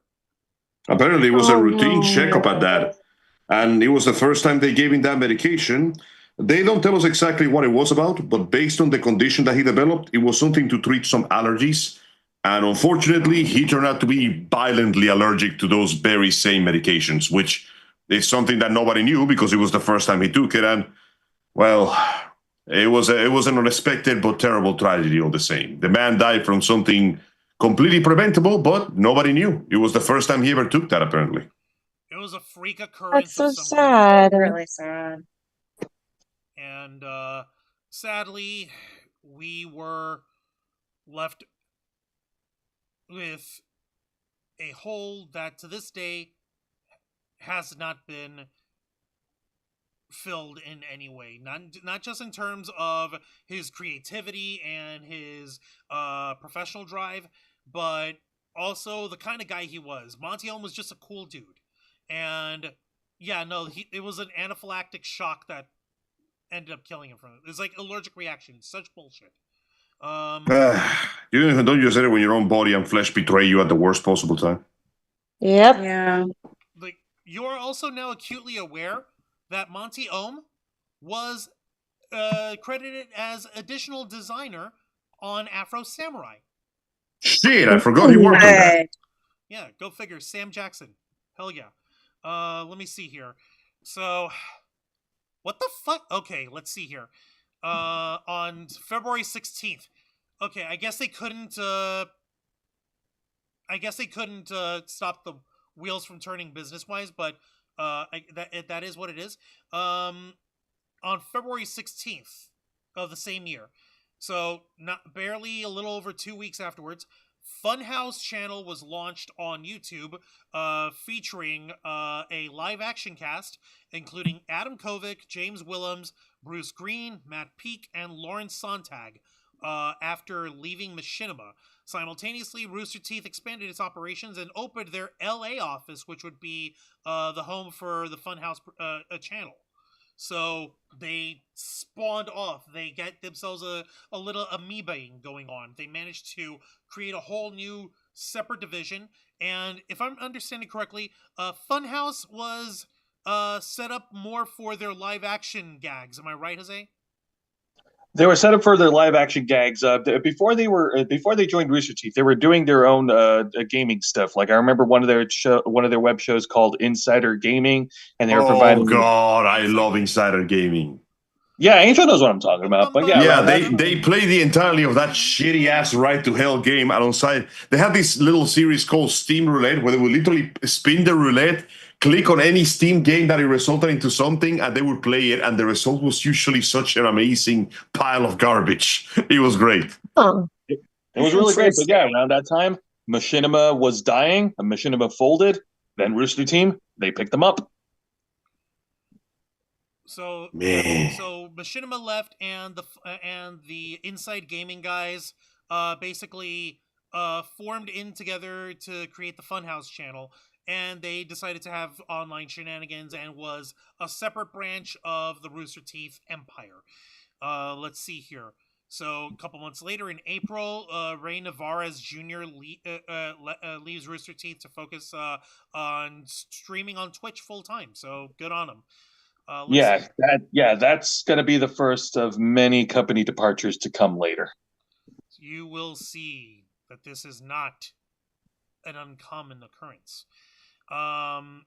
Later on, at the closer to the end of the year, September 24th, 2015, is when Rooster Teeth had actually taken another large step with creating their first full-length feature film. It was a film called Laser Team. Apparently, basically take the idea of the Red vs. Blue guys, except make it a live-action comedy and make it absolutely not having to deal in any way with anything with Halo. Just a couple guys who are stranded on a deserted planet who find an alien crash site, and they have their own little goofy shenanigans in there, and ensues. On a film budget of $2.4 million, the film Laser Team managed to gross a whopping $1.6 million. Whoa. It was a fucking failure. Yeah, this was about the point where the gravy train began to stop, because I swear to God, the death of Monty was almost like a sign that things were about to start slowing down, because around the point where he regretfully left this world, not only did their projects begin to not make nearly as much money while their ambitions remain high, we also began to get the in-work notifications. Now, many of these are unconfirmed, or many of these are basically just word of mouth from the people that work there, so you may still take this with a grain of salt. But apparently, as the money began to slow down and the projects began to not succeed, the animators and the inside people that basically kept the machine running began to be treated like shit. Yeah, this is not, it's pretty dire. So it sounds like a good time to start talking about another shit that they got involved in that also wasted a shit ton of money. Oh, no. Oh, yeah. Oh boy. Okay. We're going to talk about the one thing that I'm genuinely surprised they didn't get into it. Pardon the segue. Go ahead. This entire channel was born out of their love and passion for video games. So you'll be wondering, why didn't they just try to make video games? And the answer is, they did. So I did a little research from this one. Thank you for reminding me to check up on my sources, Mr. Casabona. Much appreciated. Yeah, no worries, man. Angel, video gaming segue. So the Rooster Teeth team did, in fact, try to make several video games. They are officially listed as a video game developer, publisher, and distributor based in Austin, Texas. Officially launched in 2017, etc., etc., etc. Now, they began to make their games as early as 2014 with an Android iOS game called Rooster Teeth vs. Zombies. I have no idea what this game is about because the game has been delisted. It no longer exists. So we can fairly ignore that one. You're kidding. Because their very next game was, ironically, their biggest success when it comes to this aspect. It was a fan project called Ruby Grim Eclipse. You may have seen some footage of it. Yep. Yeah, so the game itself was a fairly basic hack and slash with an interesting story that was basically an interquel between the events of Season 1 and Season 2. Relatively solid and like a bit of a 6 out of 10 game. Not exactly very difficult, not exactly very varied, but it managed to have some fun hack and slash fun here. It was released for pretty much fucking everything. Correct. Xbox One. It wasn't Season 1 and 2. It was 2 and 3. Oh, thank you. 2 and 3. It was a fan-made game that was originally picked up by them, and they, they gave it a little tweak and they released it, and to its credit, it managed to do fairly well. It did some very interesting results. It also spoiled the shit out of something that happened 4 seasons later, but whatever. After that, in 2016, what followed was an extremely long list of hits that were so nothing that most people don't even know about it. In order, Right after Grim Eclipse came Super Rad Raygun, a 2D side-scroller that I have never heard of in my life. Battles Lost 2025, another top-down shooter that I had never heard of in my life. And then in 2018, then came the second biggest success of their entire gaming development, one that I and my friend Joe hold very dear in our hearts, Bendy and the Ink Machine. Yep. You may have heard of it. Part of it. We did a freaking subathon of it back in 2021. Watched it, and that was good. Yeah, it was pretty well. Soup! Yeah, no. If they want to see the playthrough of us doing Benny and the Ink Machine, like they can watch it here on our channel. We did a subathon of it back in October of 2021. Now, unfortunately, as fun as that game was, and the fact that it was released on every console known to man, it did not come without its share of problems. See, the reason why we enjoyed that game is because we had the full experience. For some insane reason, most likely a combination of running out of budget, long development costs, and a lot of internal troubles going on in the company. Like, you gotta understand, this is when shit started to really fall apart. Bendy was released in installments, 4 separate episodes, and each one had a time wait of months in between. It doesn't help that the third episode, which you remember as the worst part of the game, was very short and it had very little content. So by the time we got to the end, it was practically a relief. But imagine being one of the few people that still cared about Rooster Teeth, enjoying their game, and having to wait months upon months to have the next portion of the game released. And some of these portions were barely a couple of hours long. As you can imagine, a lot of people came out of that not feeling like their money was spent wisely. We got lucky. We got the full, complete version of it, but there's a reason most people did not care for the sequel. Anyway, after Bendy and the Ink Machine, did his thing, came another game from Android and iOS, Ruby Amethyst Arena. You may not have heard of it because it died within like a month. It was basically FGO, but for Ruby. You're kidding me. Yeah. By the way, a link for it. That's depressing. Yeah, and then after that, they released in 2019 the Ruby deck building game for iOS. It's a virtual collectible card game that is also dead. Same as Ruby Crystal Quest? Crystal Quest was basically Bejeweled, but with Ruby Chibi on it, and now it's also dead. I see a theme here. I see, Yeah. we're starting to see a pattern. Now here comes the Not a good funniest. pattern. Sorry, Joe, were you saying something? Didn't mean to interrupt you. No, go on. No, continue.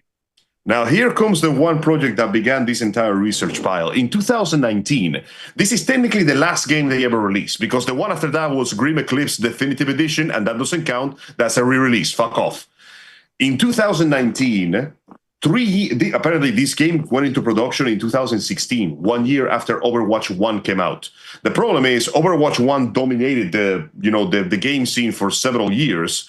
So this was probably the worst choice they could have picked. They decided to go with the one trend that everybody was chasing at the time. They decided to go after the co-op shooter. And in 2019, they released a game by the name of Vicious Circle. Or Cycle. Is it Cycle or Circle? No, it's Circle. Circle.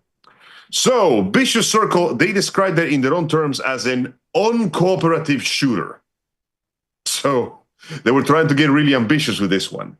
The idea is that you play as one of the playable characters with our mercenaries with different guns, skills, and abilities, and your job is to collect as much loot as possible while preparing to fight the boss. However, you must also plan to fight your teammates and find a way to escape. So you're always trying to both work together and screw one another. Also, if you die... That sounds like clusterfuck. Oh, yeah, it is. And, of course, there is another extra mechanic that if you die... If you perish, you can choose to become a parasite and run around the field unseen until you attack and kill another player. And if you manage to do that, then you can take over their body. So basically, if you're willing to put in the risk, you can come back stronger and faster. Now, at first, this seems like a relatively solid idea. One of those games where you can just play with your friends and fuck around with. Bit of a first-person shooter with a very strange art style and a bunch of really bland-looking characters. Well, the problem is... I wouldn't say You know what I just told you about this game? That's it. That's all there is to this game. You get exactly 4 playable characters, a couple of maps, and 1 game mode. This game was originally released at $19.99. Now, I don't know you, but even for that cheap price, this does not feel like it's worth $20. Does it feel like it's worth $20 to you? No. Yeah, I thought so. No. And What the fuck then is came... happening? Sorry, go ahead. No, what the fuck is happening? 1 minute we've got glorious, awesome machinima. We got awards. We got reanimation. We got glory. We got upgraded with arms of the One Real Engine. We got Ruby shit. We got people having waifus. We got Angel with a perpetual pussy problem that he's taking out on an anthropomorphized cat girl that he knows will never be able to argue back with him, so he gets to win all his arguments by default. So what Good, the I don't fuck argue is with happening racists.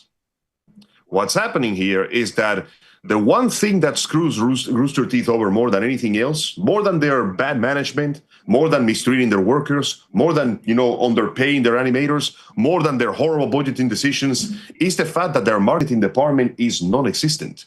I'm not kidding when I tell you that one of the reasons why every single one of their game projects failed is because they got absolutely no advertisement whatsoever. It's like they are allergic to making commercials. Now, obviously, advertising is expensive, but they generally went out of their way to bury many of their projects. Like Amity Arena got like one tweet, I think, of promotion, and that was it. They were so convinced that their usual fandom would buy it that they were basically making games for their existing fans instead of trying to expand to their current fans. As a result, the release of Vicious Cycle was ironically a vicious line because it started and it stopped. There was a big hullabaloo at first. In fact, if you go to YouTube now, you can still find the original streams, which were played by members of the team who are no longer with Rooster Teeth. In fact, they left shortly after this game came out. The game itself, well, let me take a look at the Steam charts real quick. Let me take a look real quick. Give me a second. By all means. But yeah, no, this is just in the video gaming section, Juan. We still need to pivot back and continue with where we left off. So according to the Steam charts, Vicious Circle had a grand total of 343 players at its maximum. That's nothing.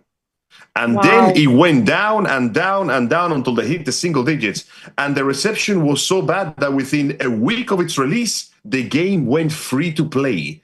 And even that wasn't enough to save it because players were just giving away the free codes they got. They did not even care about this shit at all. Look at this shit. I'm actually at the Steam store. The storefront for the game. This is embarrassing. Okay. It's so dead that if you type Vicious Cycle in the search bar, the first result you get is the DLC for the game. Like, okay, mixed reviews in total with 63% mixed of all 206 reviews that came in for it.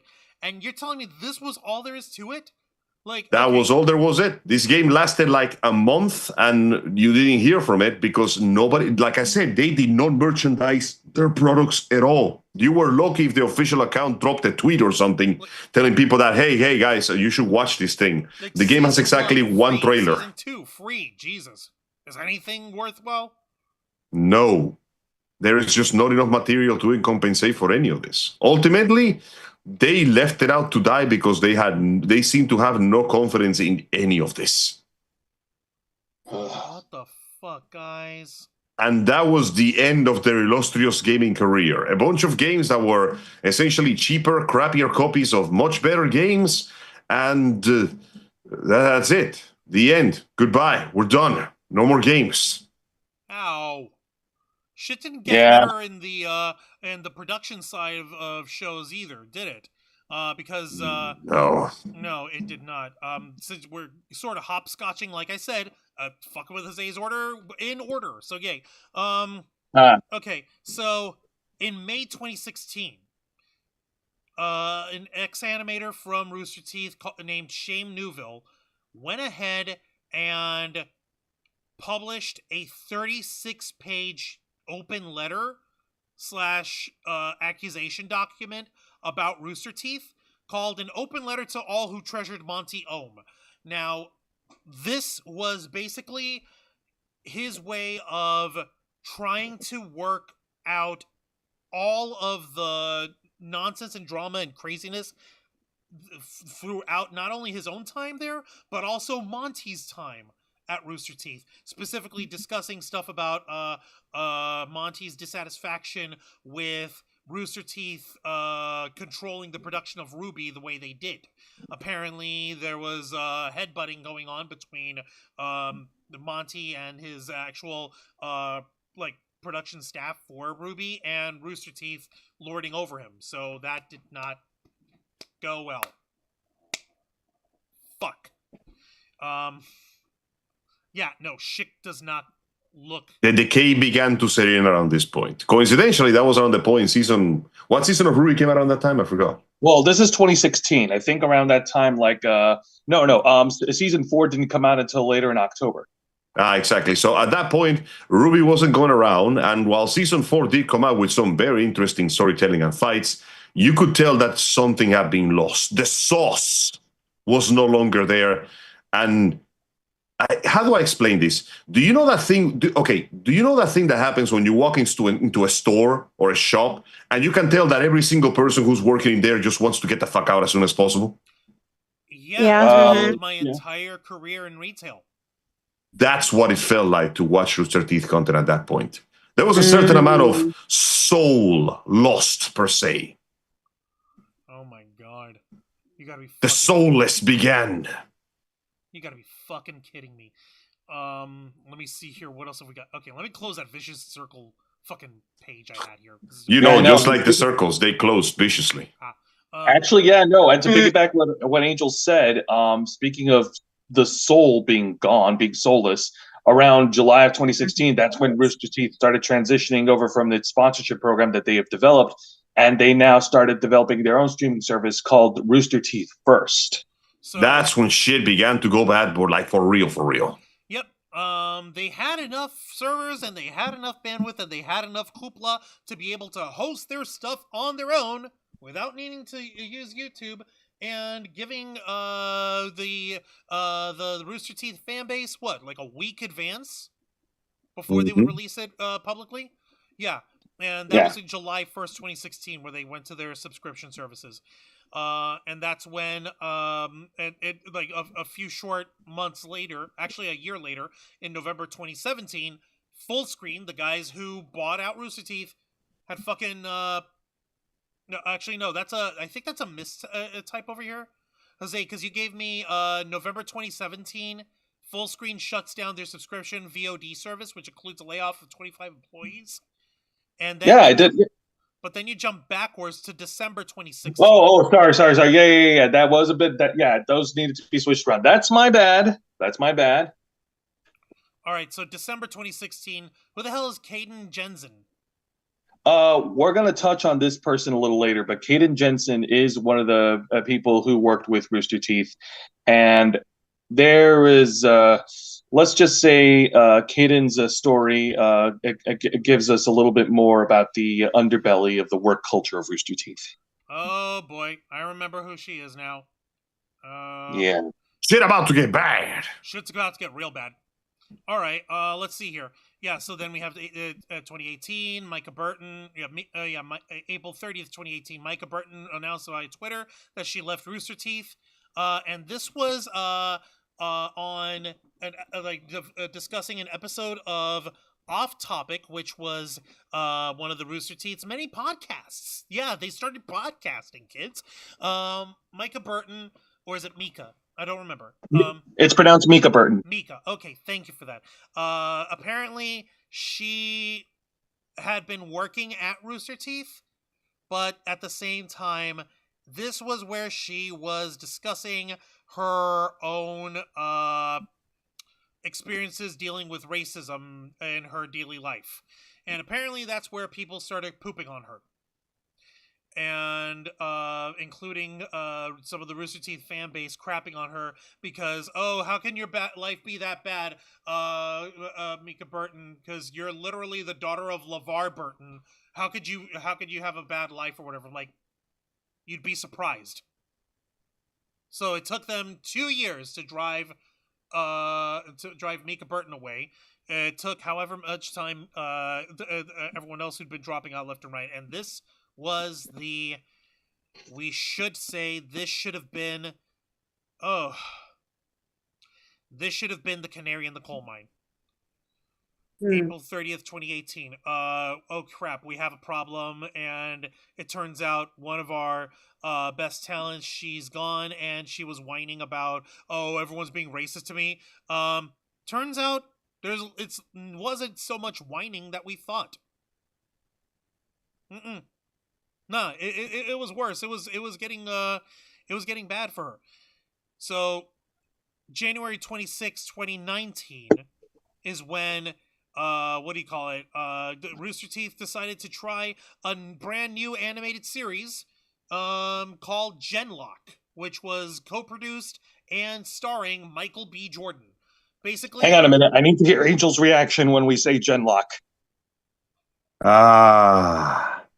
Man, it's been so long. It's been so long. I always knew that Genlock was not going to be like good, but I remember clear as day that one of the producers put that stupid fucking note on top of his desk that basically says, "This is not about the mechs, this is about the characters." And I knew right there and then, without a shadow of a doubt, it was fucked. Now, to its credit, the show had a solid premise. And then you start looking at the premise for more than 5 seconds and everything falls apart again. The first season actually had a couple of good moments, decent music. Michael B. Jordan, God save that man. He did his best what he could. But he likes anime. Well, he just wanted to be a Gundam guy. Well, he tried his best. And for its record, you know what, Joe? You are not escaping this. We will watch season one day. So you understand. Yeah. You understand, because season 1 sets up all these incredible plot points and then proceeds to do absolutely fuck all with all of them. It hurts in the same way that wasted potential hurts. God damn it. Yep. And then season 2 came out and it was the worst thing on earth. So we're not even going to talk about that shit. And Michael B. Jordan wasn't the only cast member that they really wasted. They also had another popular. They got David fucking Tennant on this thing. The 10th Doctor from Doctor Who. They killed him off. Yeah, they also had Dakota Fanning. Yeah, they got a shit ton of good names on this thing, and they barely did anything with them. It was kind of depressing. Yeah, no, and this was actually a passion project that was headed by Rooster Teeth cast member Gray Haddock, who was a voice actor of Ruby. He voiced Roman Torchwick, and around this time, he became the head of the entire Rooster Teeth animation department. Now, unfortunately, his passion became a little too passionate. My man was determined to finish producing that fucking show, even if it killed him. So he decided to kill everybody else instead. This was the part that ruined his career as well, if I recall. That's right. September 12th, 2019. Yeah. Rooster Teeth lays off 13% of their workforce, which is a total of 50 staff members, part of a large restructuring effort by its parent company. Guess who? Because guess who bought off AT&T's ownership of it back at that point, folks? Warner Brothers Discovery! Oh my gosh, no! Wow. Seriously? Yep! The Zaslav machine has arrived! That's right, get ready to be happy, because we're slashing and we're tax cutting and tax writing off everything you know and love. Why? Man, I can't believe Salem won so hard that she even incurred despair in real life. Oh man! Yeah. Immediately the next day, September 13th, is when Gray Haddock leaves Rooster Teeth.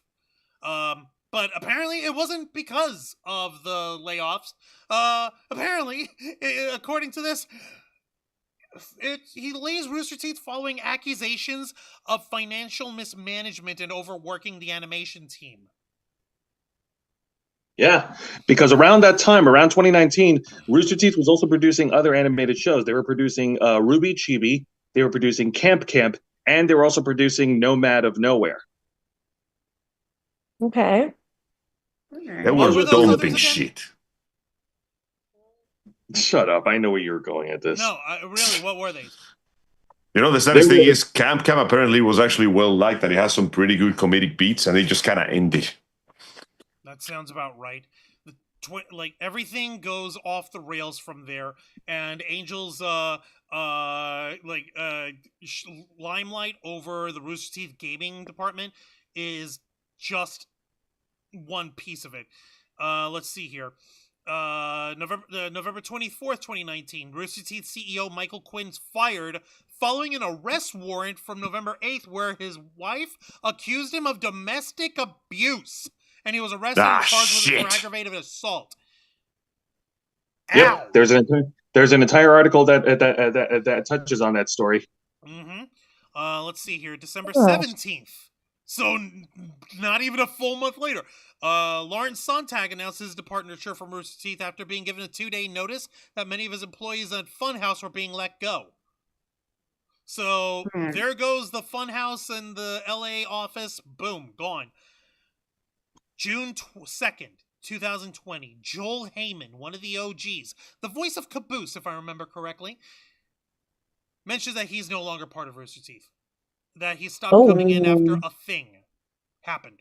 Apparently, Joe Heyman was fired from Rooster Teeth in November 2019, and the firing was later revealed as a result of his tweets criticizing the BLM movement and response to COVID-19. So, go figure. Go fucking figure. Caboose playing a doofus just turns out to be a jerk. Ah, how disappointing. Oh my god. I mean, there are people, so, you never know the person behind the act or the actor or the actress until the bullshit comes down, but it still sucks, Even after all this point, you still expect them to be somewhat a bunch of decent goofs that just want to play video games and enjoy themselves. But sometimes you get to find out a lot more about people than you ever want to, and we can say that at this point, the downfall of, Rooster Teeth was in full swing at that point. Not the fact that they were throwing away entire swaths of their workforce because they literally could not afford to pay them anymore. The fact that all these personal problems that should have stayed personal were becoming dangerously, brazenly public should have already put in, the biggest target there. So the scandals were getting high, and the show quality was getting painfully low. It only got worse from there, folks. Let me see here. Fucking more allegations came out against Ryan Haywood in 2020. Let me see. Oh yeah, that was the big one. That was the big kahuna. Yeah. The this is after in 2020 is where shit gets even worse. Let's see, June 3rd. So the next day after Joel Heyman, Mika Burton speaks out publicly about her reason for Rooster Teeth, citing the racial issues. So she's like, yeah, it was because they were being racist. Fucking June 25th, 2020, Rooster Teeth cancels that year's RTX because of the coronavirus. They wouldn't return for another 2 years. October 6th, 2020, Ryan Haywood announces his departure following the leak of explicit photos and accusations of grooming, manipulating, and sleeping with women and allegedly underage girls during his time with the company. These accusations would later be confirmed to be true. Not only were they confirmed to be true, but the allegations were so bad that there was a Microsoft Excel spreadsheet to keep track of all of them. It was pretty fucked up. God, what? Yeah, the dude basically took the rockstar route and decided that he was gonna fuck every single groupie he could get his hands on. The man went on a tear. It was disgusting. All right, let me see. Good lord. Yeah, it was fucking gross here. The next day on that, October 7th, Ryan Haywood is fired from Rooster Teeth. Officially fired. So I'm quitting. Yeah, well, we're firing you anyway. For violating their their code of conduct. Adam Kovic was fired from Funhouse and Rooster Teeth the same year after a video leaked of him having sexual intercourse with his wife at the Rooster Teeth office, and nudes leaked by an alleged catfish. Ow. Christ. Yeah, both Adam Kovic and Ryan Haywood, by the way, were married men. The only difference is that Ryan Haywood was not only married, he also has kids. Yeah, it's extra fucked up. That's where the fucking the spreadsheet comes out about Ryan Haywood, and it comes out in October 21st, 2020. All right, let's see if 2021 did anything better for them. Nope. January 20th, Ryan Haywood permanently banned by Twitch after learning of a sexual misconduct with his Twitch audience. So that's a no. Oh my gosh. April 23rd, AT&T announces that they're selling Rooster Teeth. Yeah. No. Guys, we give up. We can't save this fucking boat. We can't save this fucking boat. Too many holes. Water's coming in everywhere. The fuckers with the violins are talking about this is the greatest ship I ever sailed on or some shit. We gotta get out. So let's see here. Fast forward to June 6, 2022. We gotta go. Kaden Jensen announces her departure from Rooster Teeth. She posts a tweet longer on October 15th, citing airing her grievances about her time at Rooster Teeth, and similar to the issue that Mika Burton had, where they were ragging on Mika Burton for being a black woman. They ragged on Kaden Jensen for being transgender. Yeah, at first Fucking before Kaden Jensen converted, they were transitioned. They were calling him they were calling Kaden like a certain slur that I'm not going to repeat on this channel. And then after they transitioned, things got weird over in the culture because none of the people over at Rooster Teeth didn't know how to deal with someone who was trans, and they only it was just a very awkward, very uncomfortable experience for Kaden Jensen. It was kind of cringe, not gonna lie. And not even the freeing kind of cringe either. It's kind of fucked up that this is the least horrible thing that happened in that place when you think about it. The following day, October 16th, 2022, Rooster Teeth's Twitter publishes their official response to the grievances that Kaden Jensen aired out. It was up there with the fucking response from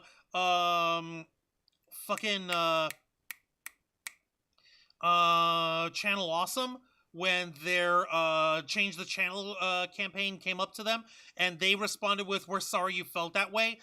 The tweet from Rooster Teeth is right up there. Holy shit. You remember that nonsense? Oh, yeah. Wow. The very definition of gaslighting, girl bossing, and gatekeeping your own victims. Oh shit, Genie Rick in the chat is here and is celebrating having been an interflocker for 31 months! Why, thank you. Thank you so much for joining us. Thank you. 31 months, yes, please, would not be anywhere else. Thank you. But yeah, Angel, don't forget, throw in a lot of corporate talk in that statement. Of course, for the sake of the growth of the number of the stocks of the silver of the fermenting growth in the existence of farming. That weirdo is too dense. Fuck it, we're running out of money. I don't even care anymore. I'm running out of absinthe. Absinthe. No, absinthe. I gave it a new name. I combined it with nail polish. Ew. That's turpentine, goddammit. No, wait. Exactly. No, absintine, motherfucker. Let's go. Let me see. Yeah. April 2023, in celebration of their 20th anniversary, Rooster Teeth had unveiled a brand new logo, which, do I have to show it? Yes. Do it. That is a visual definition of the horrors of how badly they felt that point. Fortunately, you This is do. Apocalypse Now style bullshit, man. Yes, No. I know. They give that shit dirty like the Pringles logo. Share it. Do it. Fine, but I'm gonna complain about it the whole time. I mean, you can complain. Just gotta share it. This just hurts to look at. Okay. Don't say I didn't warn you, motherfuckers. Here you go. This was the Rooster Teeth logo circa 2023. Okay, but why? I have no words. Like, it's from the fucking joke everyone has of remember what they took from you with the fucking logos of everything we knew going from It's literally just that. They Pringle that shit. No, they eBayed it. They Jaguared it. Like this. They Teamered it. This was the... What the fuck? Seriously? This was the original logo of Rooster Teeth. Literally, a rooster and a wind-up toy mouth, right? This was the logo of Rooster Teeth that we all knew and loved. Ain't broke, don't need to fix it. They changed it from that to this. Not only is it like gentrified and fucking squashed down and removed of any soul and personality, it just actually physically hurts to look at. Yeah, we see red, we see blue, but it's obscenely like 25500 red and 00255 blue. If you get It hurts my eyes. Chromamine, It hurts my eyes Yeah. literally, and I'm wearing It glasses. hurts. Shit's kind of fucked, Captain. Oh my god. That actually. It's a mess. Ulysses, It's a horrible mess. Coincidentally. Sorry, go on. Sorry, no, I didn't mean to interrupt. What is Ulysses saying? No, Ulysses was saying, shame that Joel was an ass behind the scenes. He's rightfully gone, but damn it, man. I know, Yeah, you no, hate to see it, don't you? But yeah, like, and Matt Holm, one of the founders of Rooster Teeth, tried to defend it.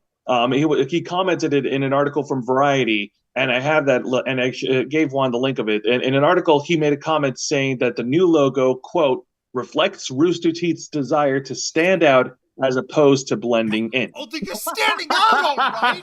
You're fucking scorching my retinas with this thing. Ooh. Oh yeah, you're standing out, all right. Every single one of you is so unique and special. No, it's not even that. It looked like I just said. It's not even like, oh, tra-la-la, we're trying to be like the pick-me's of video producing. Like, no, this actually physically hurts my eyes. Here, I'll fucking show you, and I'll show the flock, and I'll show the rest of the team over here, because I'm already subjecting our poor defenseless audience, who can only look away in horror. But you motherfuckers, you're gonna get it. Shaboom! I said. Shaboom, motherfucker! There you go. Look at it. Look at it and Look at it. What? Look at it. I'm sorry. It either looks like someone who has a really bad mohawk, It's chicken. or it looks like someone who has their head on fire. Looks Finally, no. after all these years, proper cockbite. Ha! But yeah, no. Folks who saw the new logo, not only were they not receptive to it, but they were quick to point out that logo is bullshit. In fact, they even pointed out like comparisons to like the same logo style, like same logo design from an Australian like restaurant chain. I think it was called Red Rooster. Exactly. Oh, They don't even. You're right. They are And so you- unoriginal. They accidentally copied the Temu version of fucking KFC. Oh, Yeah. You're absolutely right about that. It is a chicken version. In fact, Depressing.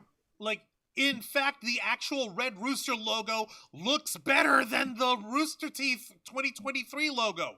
You know why? Despair. No, do you know why? Oh yeah, that looks nice. Because Why that does it look better? might be red, but it's a darker shade of red that isn't straining your eyeballs. For fuck's yeah, sake, 'cause- it hurts. The chicken place wants you to look at the logo, so you want to, go in there and buy chicken. Exactly. Whereas opposed to, like, who wants to look at this logo? Boom. All up in your face. Yeah, please put it away. No. It hurts, doesn't Marlon it? Brando. The chaos, it the gets war worse. takes a hold of me. It is a good pain. It gets Oh, worse. hey, the third episode of The Coffee of Andrew and Lele came out. But no, it gets worse for Rooster Teeth because rather than try to continue defending it, they actually addressed it the following month in May, on May 18th, with a very snide tweet on their Twitter. They put out a tweet saying, quote, check on your friends who are still talking shit about the new logo. They need you more than you know. Okay. What? That tweet was then subsequently taken down because it was bullshit. Of course. Turns out that somebody went, call the marketing guy and tell him he's fired. However, the internet is forever, and that screenshot lives on in infamy.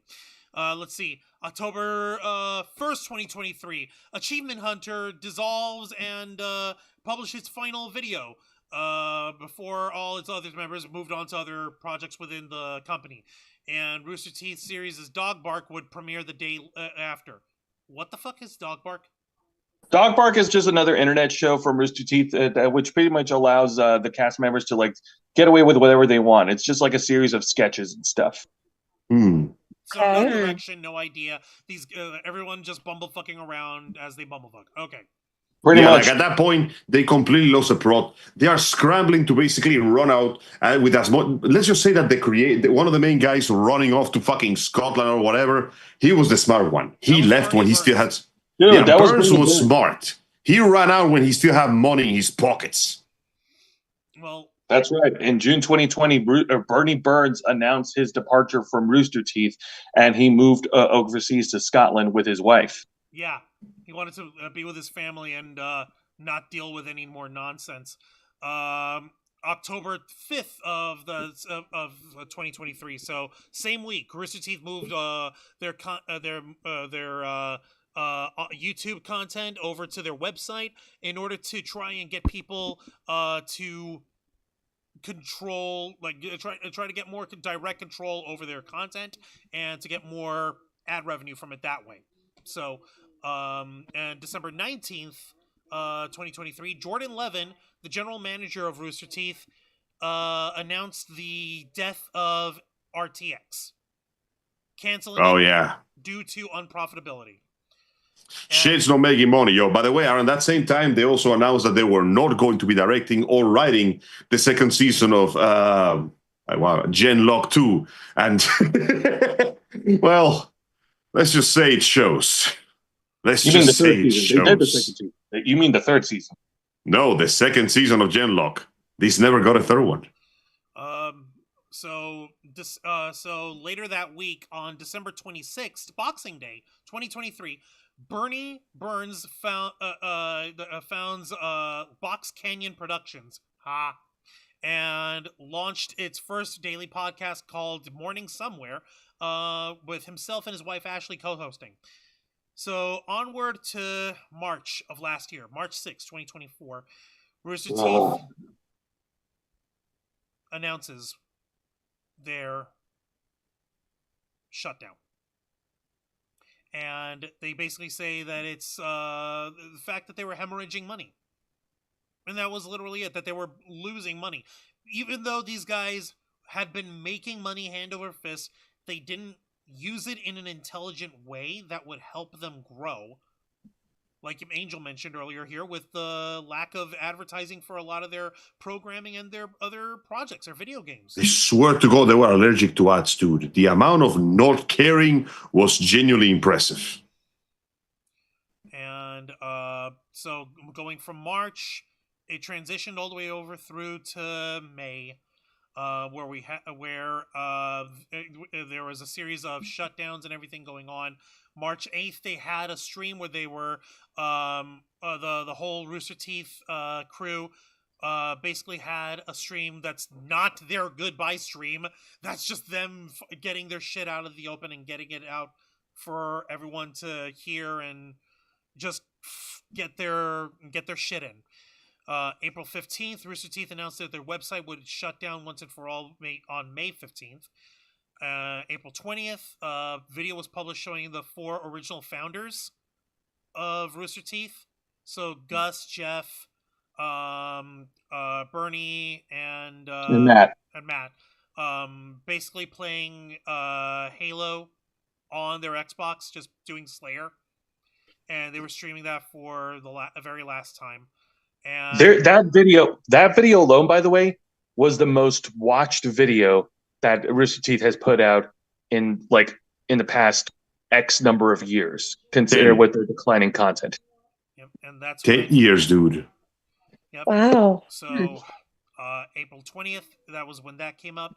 April 30th, they had the final live stream for all of Rooster Teeth, which they titled "Why We Were Here." And they shared all their favorite moments for their 21 years of being being around, and the good times, the bad times, the tears, the heartache, the laughter, the drama.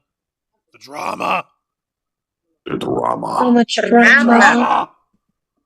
Fuck. And May 15th, 2024, last year, Rooster Teeth shuts down their website and closes its doors once and for all. And then Bernie Burns just came back and bought it up and started the whole fucking thing. Hey guys, I came back from the store. Pointless! Why are we finally doing got some a 20-year milk. retrospective when they're coming back? Because we don't know if the coming back is going to be good. For all we know, this could just be another flop in the poll. All I like to imagine is him coming back going, hey guys, I got that milk and those cigarettes. What did I miss? Ah, shit. Actually, that was exactly how Bernie Burns announced it all. They filmed a fucking little goofy bit where he was coming back from the store and he drove back to their old studio with everything having been stripped all the way down to the walls. And he's opens the doors like, where the fuck is everybody? I leave for like 5 minutes. Sir, you've been gone for 5 years. You know what's worse? Ah, shit. You know what's worse? And I've got there was that was right up there with Jon Stewart's return to the Daily Show.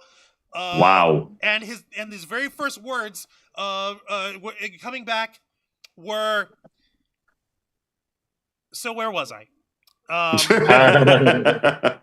But yeah, no, that video was posted on February 5th of this year, and it was titled Homecoming. And yeah, no, and after the whole Bernie Burns bit, there was the logo, there was the old logo, the classic logo of Rooster Teeth that was posted, and there was also a little text on the bottom saying under new management. And then, under new management, indeed. It's not even really under new management. It's Bernie himself. Church bought back Rooster Teeth in its entirety, so he can bring it back. And so what they did is that they haven't set up like this neon sign gimmick here. And when they showed under new management, the new bit was flickering off and on. Like, get it? Because one of the original founders brought it back. And yes, Sarah, sorry, you missed it when we actually discussed the return of Rooster Teeth earlier this year. I believe it was on an episode of the Ravens Flock. So what I'm going to do is I'm going to do two things. First, I'm going to put the link to that episode of the Ravens Flock for you to look at so that you can watch it on your own time, on your own dime. And secondly, if you would like to have access to this whole cornucopia of knowledge and research that Jose put in together, I took off the photos because they weren't really necessary. Literally, it's just the PDF files of the timeline that you wrote up and all the links to the articles, including the article with the open letter about Monty Oum, and it also includes the link to the spreadsheet of what's his fucking face when he diddled people or whatever. I don't fucking know. I'm sorry. Yeah. But yeah, I'm gonna go ahead and I've taken the liberty of grabbing Jose's work and I put it up in a Google Drive folder. And before we finish up here, I'm gonna put the link to that Google Drive folder for you folks to enjoy, which I'm gonna do right about now over here. So yeah, go right ahead. But at this point, yeah, Rooster Teeth is back, and that's great. That's awesome. But what could they do at this point? Because a lot of folks who are fans of Rooster Teeth and all their content, they were disenfranchised by the whole lot of shit that we just covered in the 21 years of their existence. A lot of fans were disenfranchised from all of the shit, all the controversies, and who's going to want to come back and work for Rooster Teeth? Because in one of their final videos, where they talked about how they're coping with the shutdown from last year, in the Not Our Final Video, a lot of the cast members on that video, they were fucking distraught, especially Jeff Ramsey. Dude, that guy was checked out mentally. Yeah, it's kind of been over for a while for them at this point, and even if they do come back, they gotta come back with something extraordinary, because they don't own the rights to Ruby anymore, do they? That's Warner shit now. Or do they still own the IP? That belongs to that's been purchased by Viz Media, and exactly. Hold on. Do they own the IP or just the distribution? Not sure. The point is, if they own the IP, they're fucked. If they only own the distribution, now you gotta set up a business with the other guys. It's all Viz Media. They're the ones who own it. Okay, then yeah, they're screwed, because you're not gonna get it back unless you basically strike a deal with them, and you can't do Halo or Red versus Blue anymore, because I get the feeling Microsoft is not gonna be too generous with them this time. So you gotta basically do something extraordinary to come back. You gotta come up with something that will have everybody go, holy shit, animation is back. And that is going to be increasingly more difficult because, well, the trails that they blazed have been blazed already. So at this point, either you blow us away with something new or you make something old that has incredible quality. To put it, I'm not going to say it's an uphill struggle. I'm going to say that I'm not going to hold my breath. That's all I'm saying. No, I don't blame you. I totally understand what you mean. I totally don't. I don't blame you at all over this, because at this point, it's very nebulous to see how things are going to turn out. We don't know how things are going to turn out. We don't have any clue as to how the future of Rooster Teeth is going to play out. But what we do know is, putting it simply, Rooster Teeth has had a storied history. They are very much in the business of taking care of their wild and kooky fun, so that's not going to change. But like Angel said, they've blazed the trails. They've already made their mark in history. There's nothing left for them.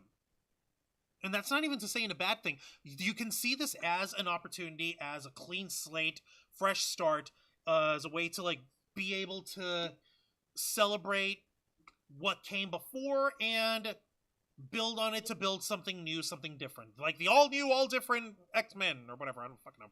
I'm trying to say they have an opportunity to do something new and different and cool. And if Bernie's got his head on straight, he'll have a team of people that he can work with who will be able to contribute in that same spirit.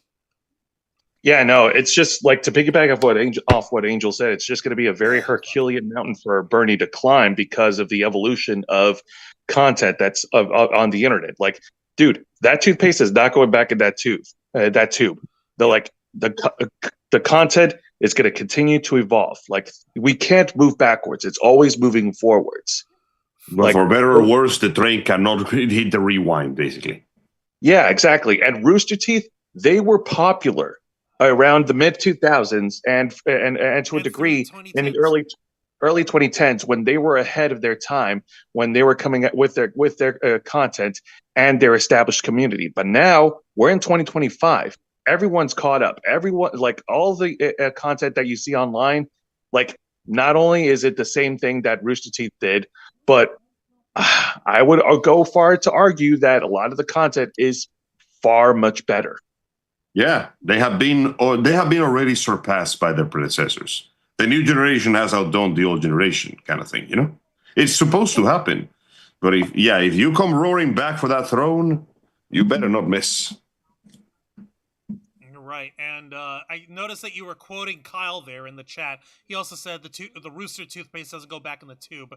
I'm taking a look to see what else in the chat. Oh, I wasn't trying to quote Kyle, did it? Oh no, that was just a coincidence? All right, even better. It just means you thought the same thing. Yeah, Zayana Rose and Dragonfang, your thoughts. Do you agree with what Angel and I said, about our trepidations, or what do you think? Yeah, agreed. I never really watched it back then, so I can't really make judgment. Yeah, but like whenever something comes back from the dead, it's always met with a bit of trepidation And it's suspicion. Yeah. par. Yeah, so all we can say is we'll see. We're not holding our breath, but if you deliver something that's we're not gonna be surprised. It can either go over very well or sink. Burning pile of trash. Sink into the deepest, darkest depths of the ocean. Or worse, it could be made and be forgotten within a month. Yeah. Oh, yeah, that's worse than being bad. Ugh. Yeah, like what's worse than bad? Mediocre. Trash. Let me look at the chat one more time over here. Let's see. They're standing out by lighting themselves on fire, said Ulysses. My eyes hurt. My eyes. I can't even look at the logo. Okay, when I was showing everyone the Rooster Teeth logo, that hurts. Okay, my eyes. Okay, so Dog Barks, the Rooster Teeth version of SNL. God damn it. I'm at a loss for words. Death Battle. Strong. Yep. And yeah, Kyle was like, great minds, says a. See? All right. Oh, thank you. All right. So, ladies, like you said, you gave your thoughts. You're gonna wait and see what comes out of Rooster Teeth under Bernie's leadership once more. All right, Angel, your final thoughts, and also let us know what we can expect on this Saturday's edition of Los Amigos Play. Well, my final thoughts is, like I said, I am holding on to very, very low expectations. In fact, I expect nothing out of this. Who knows? I may yet be surprised. I may yet be convinced that something interesting might happen, but I've seen too much and I've been disappointed one too many times. So at best, I expect some manner of success that will eventually be overshadowed by something else. At worst, I expect nothing to happen. We'll see. I'll keep my eye out. What I do want is, yeah.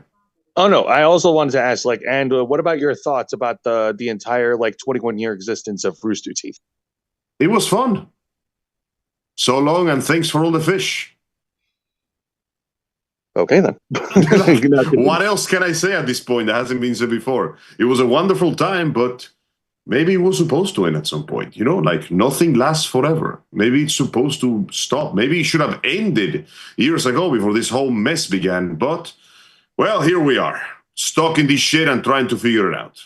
And in the meantime, though, I do want our beloved viewers to please join us for next Saturday at 5 p.m. Eastern Standard Time, when we resume the tale of rats and French people, with Sienna Rose at the helm, holding the controller for another episode of Los Amigos Play at 5 p.m. on YouTube and Kick. We are trying to rescue our dumbass brother that went to save our equally dumbass mom from the clutches of Vince McMahon. Also, our brother morbed out and now has red hairs. Oh yeah, and we've devil triggered or some Everything shit. froze. Whatever. He morbed. He meowed. He morbed. Anyway, I hope you'll be there. I hope you'll enjoy it, and I hope you'll join us. And I gotta go to bed. I'm exhausted, and I gotta work tomorrow and shit. Don't worry, Angel. We're about to close. Lol. I'm sorry. Yeah. But yeah, all right. I appreciate it, Angel. You go ahead and get your ass to bed, and we'll see you Saturday. Okay, man. Thank you, all of you, for keeping me here, for your excellent hospitality. You guys take good care. Don't have too much fun without me. I forbid it before my internet dies again. Yeah, our internet literally just froze on us.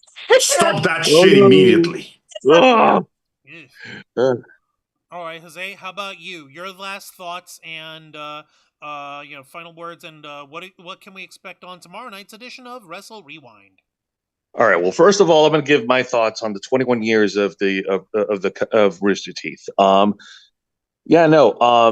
It was a wonderful time that I had. I enjoyed watching. I really had fun watching Red versus Blue and Ruby, and those were the two shows that I mainly gravitated towards. And I really did enjoy what they accomplished. They accomplished a lot. They accomplished putting out a lot of really fun nerd content for all of us to enjoy.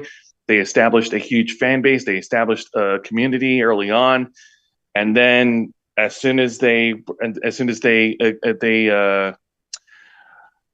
started taking money from the corpos, that's when I think things took a turn for the worse. That's when I think things were a bit of a turning point. So it was great, but then after that, and after a series of controversies and scandals and shit that followed that ruined the reputation, man, it was only a matter of time, unfortunately.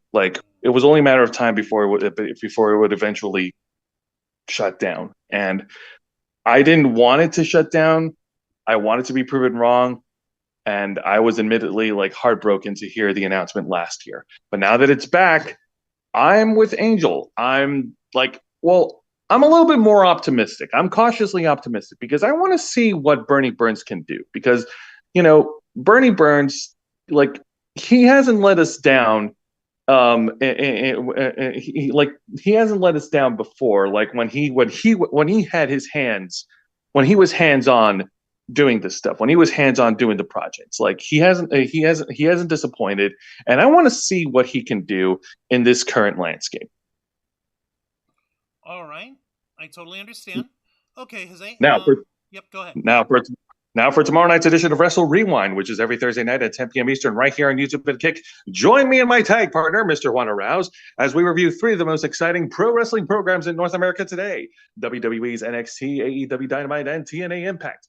For tomorrow night's edition, we will be reviewing Ricky Starks going one-on-one against Sean Spears. Ricky Saints going one-on-one against Sean Spears for the NXT North American Championship. And on AEW Dynamite, it is the go-home show before their pay-per-view event of AEW Dynasty, where the rated R superstar Cope goes one-on-one against Claudio Castagnoli, the Swiss Superman, and 1/3 of the AEW World Trios Championships. And we'll have more action to talk about on this week's edition of TNA Impact. More on tomorrow night. All right, we appreciate that. Why is there a more on tomorrow night, Jose? How rude is that? Come on, have some manners. What's wrong with you? Why would you say that?